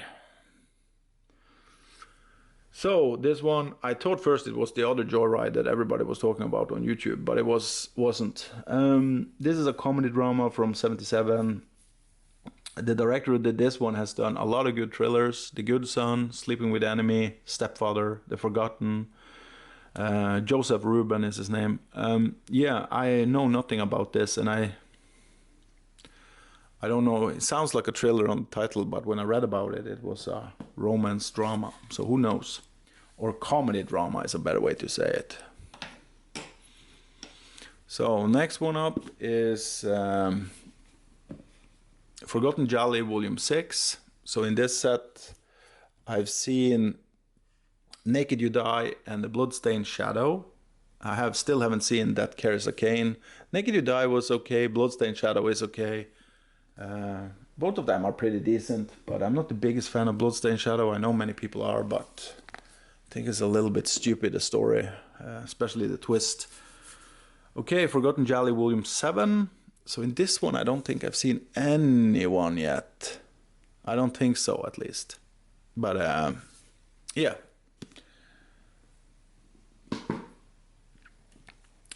The Mexico trilogy. So I still haven't checked out the 4K on this, but on Desperado, the other two is Blu-ray. But I'm a big fan of Desperado, and El Mariachi too. I love that film as well. But Once Upon a Time in Mexico, I think it's a piece of shit. But I love El Mariachi and Desperado. And I love them in different ways. El Mariachi is like really grindy, really low budget, great film. Next one up is The Third Man. So this is one of the best British films ever made. So I had to grab this special limited edition of it. It's an amazing piece of art. And this one I actually call art, not just film. I saw it for the first time on film school. Not film school, sorry, on school, on drama. I went drama. And yeah, it's a special film. It's from, I think, is it 49 or something? I can't remember the year it came out, but it's old. Carol Reed, he did also a movie I just saw actually because of the Rose Albaneri stream we were supposed to do, The Agony and the Ecstasy, about, remember the film right, I think it's about the painting of Michelangelo in the church. And he also did Oliver. Yeah. Joseph Gotten and Alida Valli is in it, and Alida Valli is beautiful in everything she was in. Yeah, it's a great movie. I need to get around and rewatch it soon. I've seen it many times before, but it's been years. The Blair Witch Project. So this is an amazing film for what it is. I still haven't seen the festival cut, but I'm waiting now because they just announced that they are sending the disc to me. So the replacement discs, I think I got it a week ago or something, the message. So I will check it out when I get them. Been waiting for the disc. So Conan the Barbarian and Conan the Destroyer. I like both of these films, but of course Conan the Barbarian is like comparing, I don't know, Star Wars to Stargate. It's like Conan the Barbarian is a masterpiece. Arnold in his prime, yeah. That's the only retro film I want, is Arnold going back to do one last Conan film. Old Conan. Here's the Hell House collection. I haven't seen any of them. Bought them because of Anthony, said they were so great. So I will probably get into them pretty soon. It's all 4 films in this umbrella release. Beautiful release. Really, really beautiful. Full Moon Fright Box. So this one I was back and forward for if I was going to get.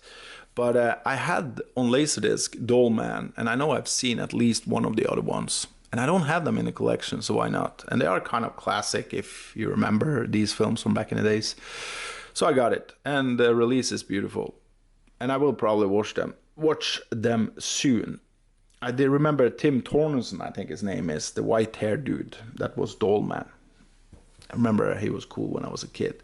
And one of them, at least, is directed by Albert Pinn, and he has done some cool stuff. Bully.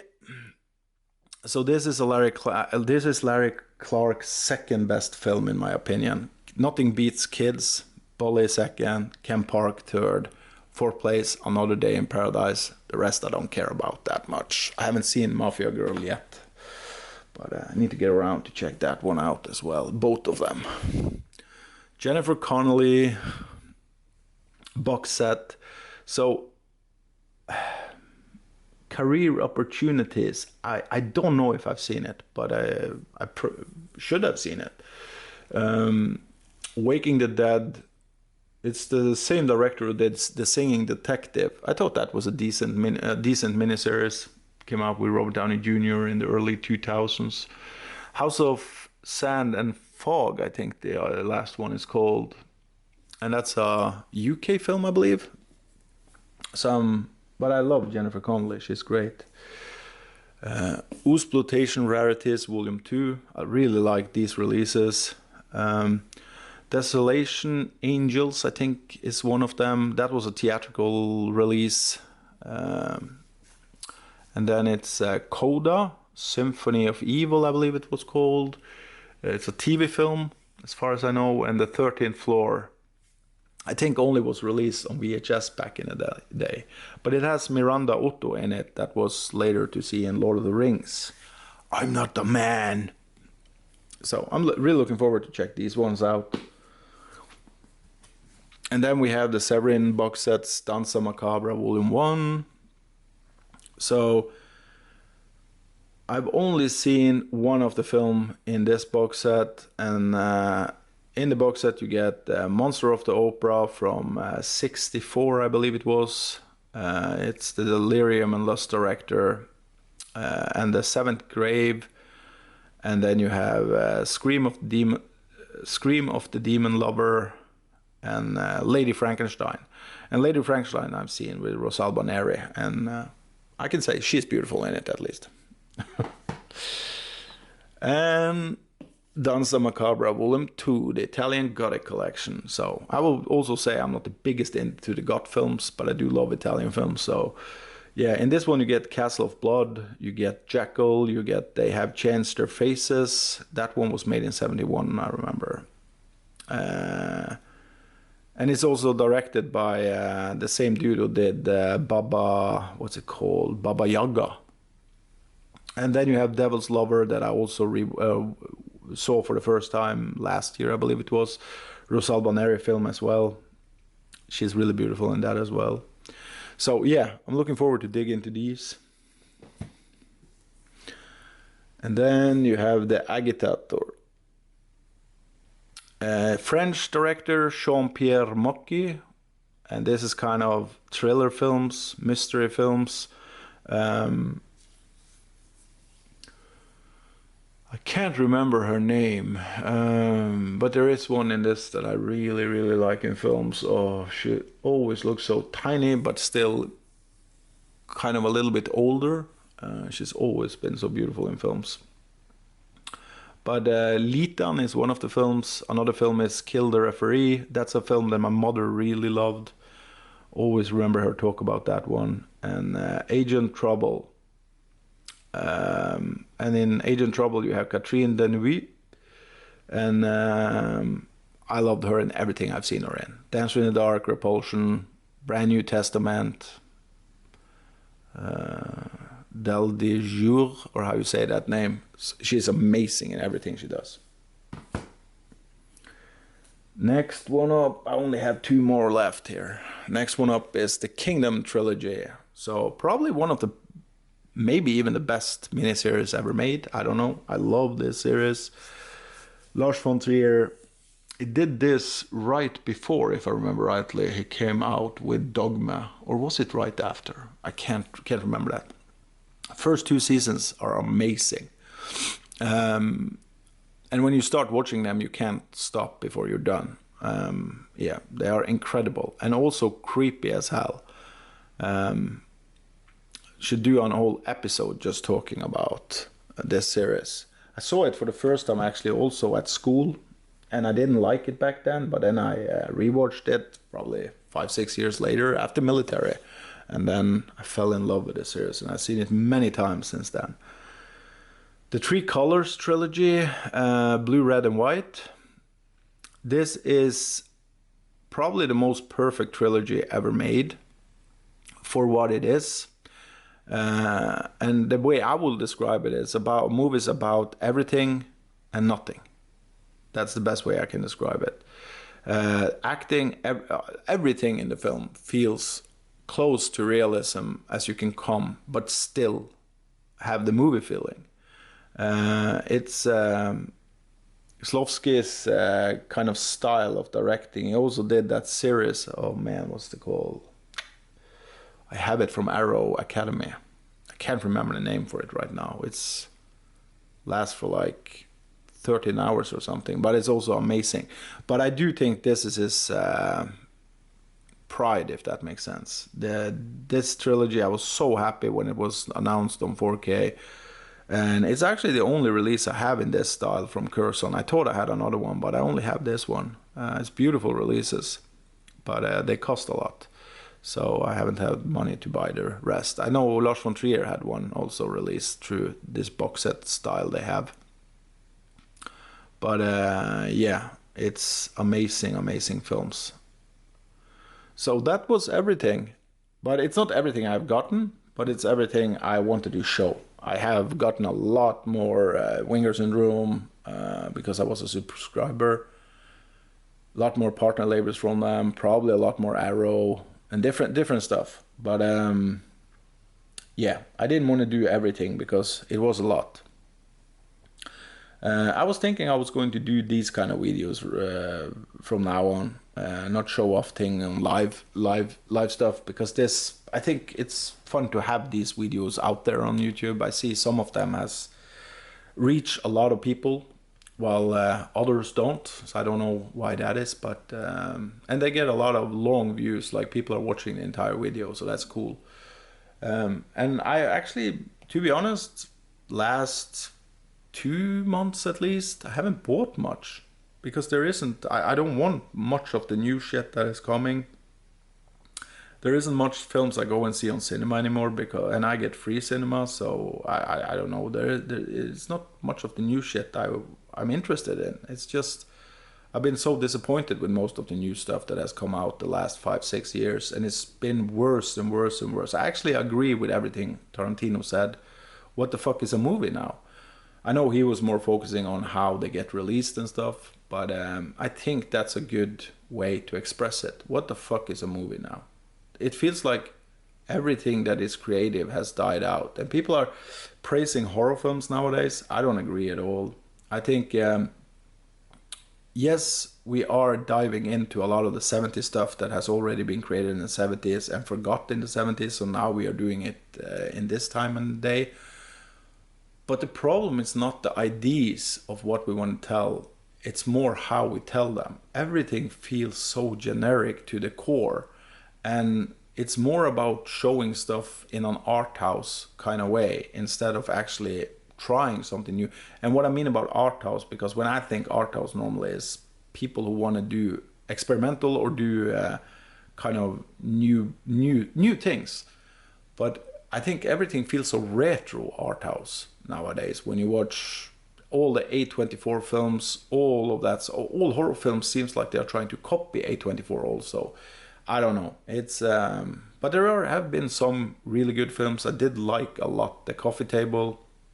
I know people will not call it a horror, but I truly think it's a horror.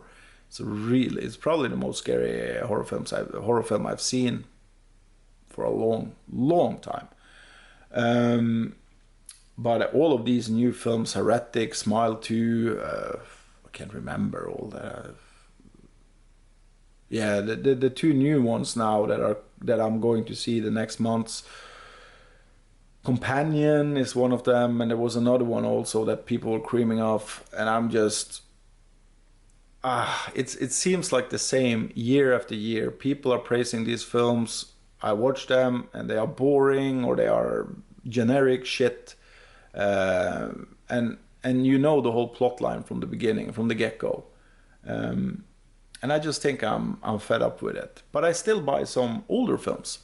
I still find some movies that get released and use money on them. But it hasn't been many new films I bought the last. I think I bought like 10 movies or something the last 2 months.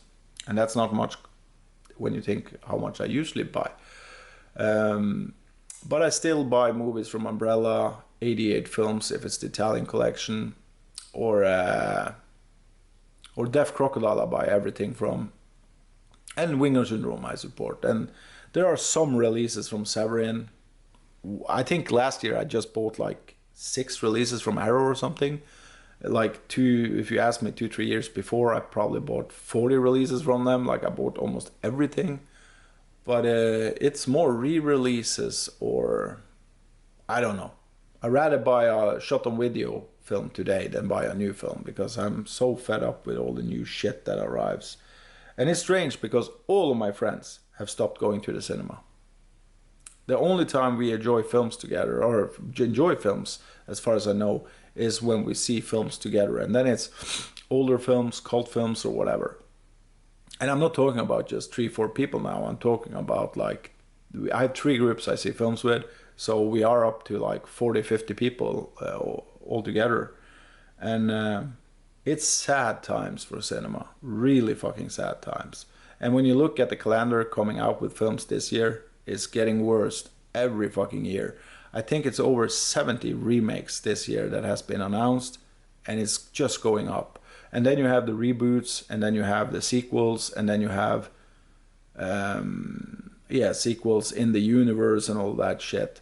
And I don't even understand why they are making those films, because I can't see the big audience for Marvel anymore, or for DC, or for Star Wars, or for whatever it is. It feels like 9 out of 10 who love them have disappeared.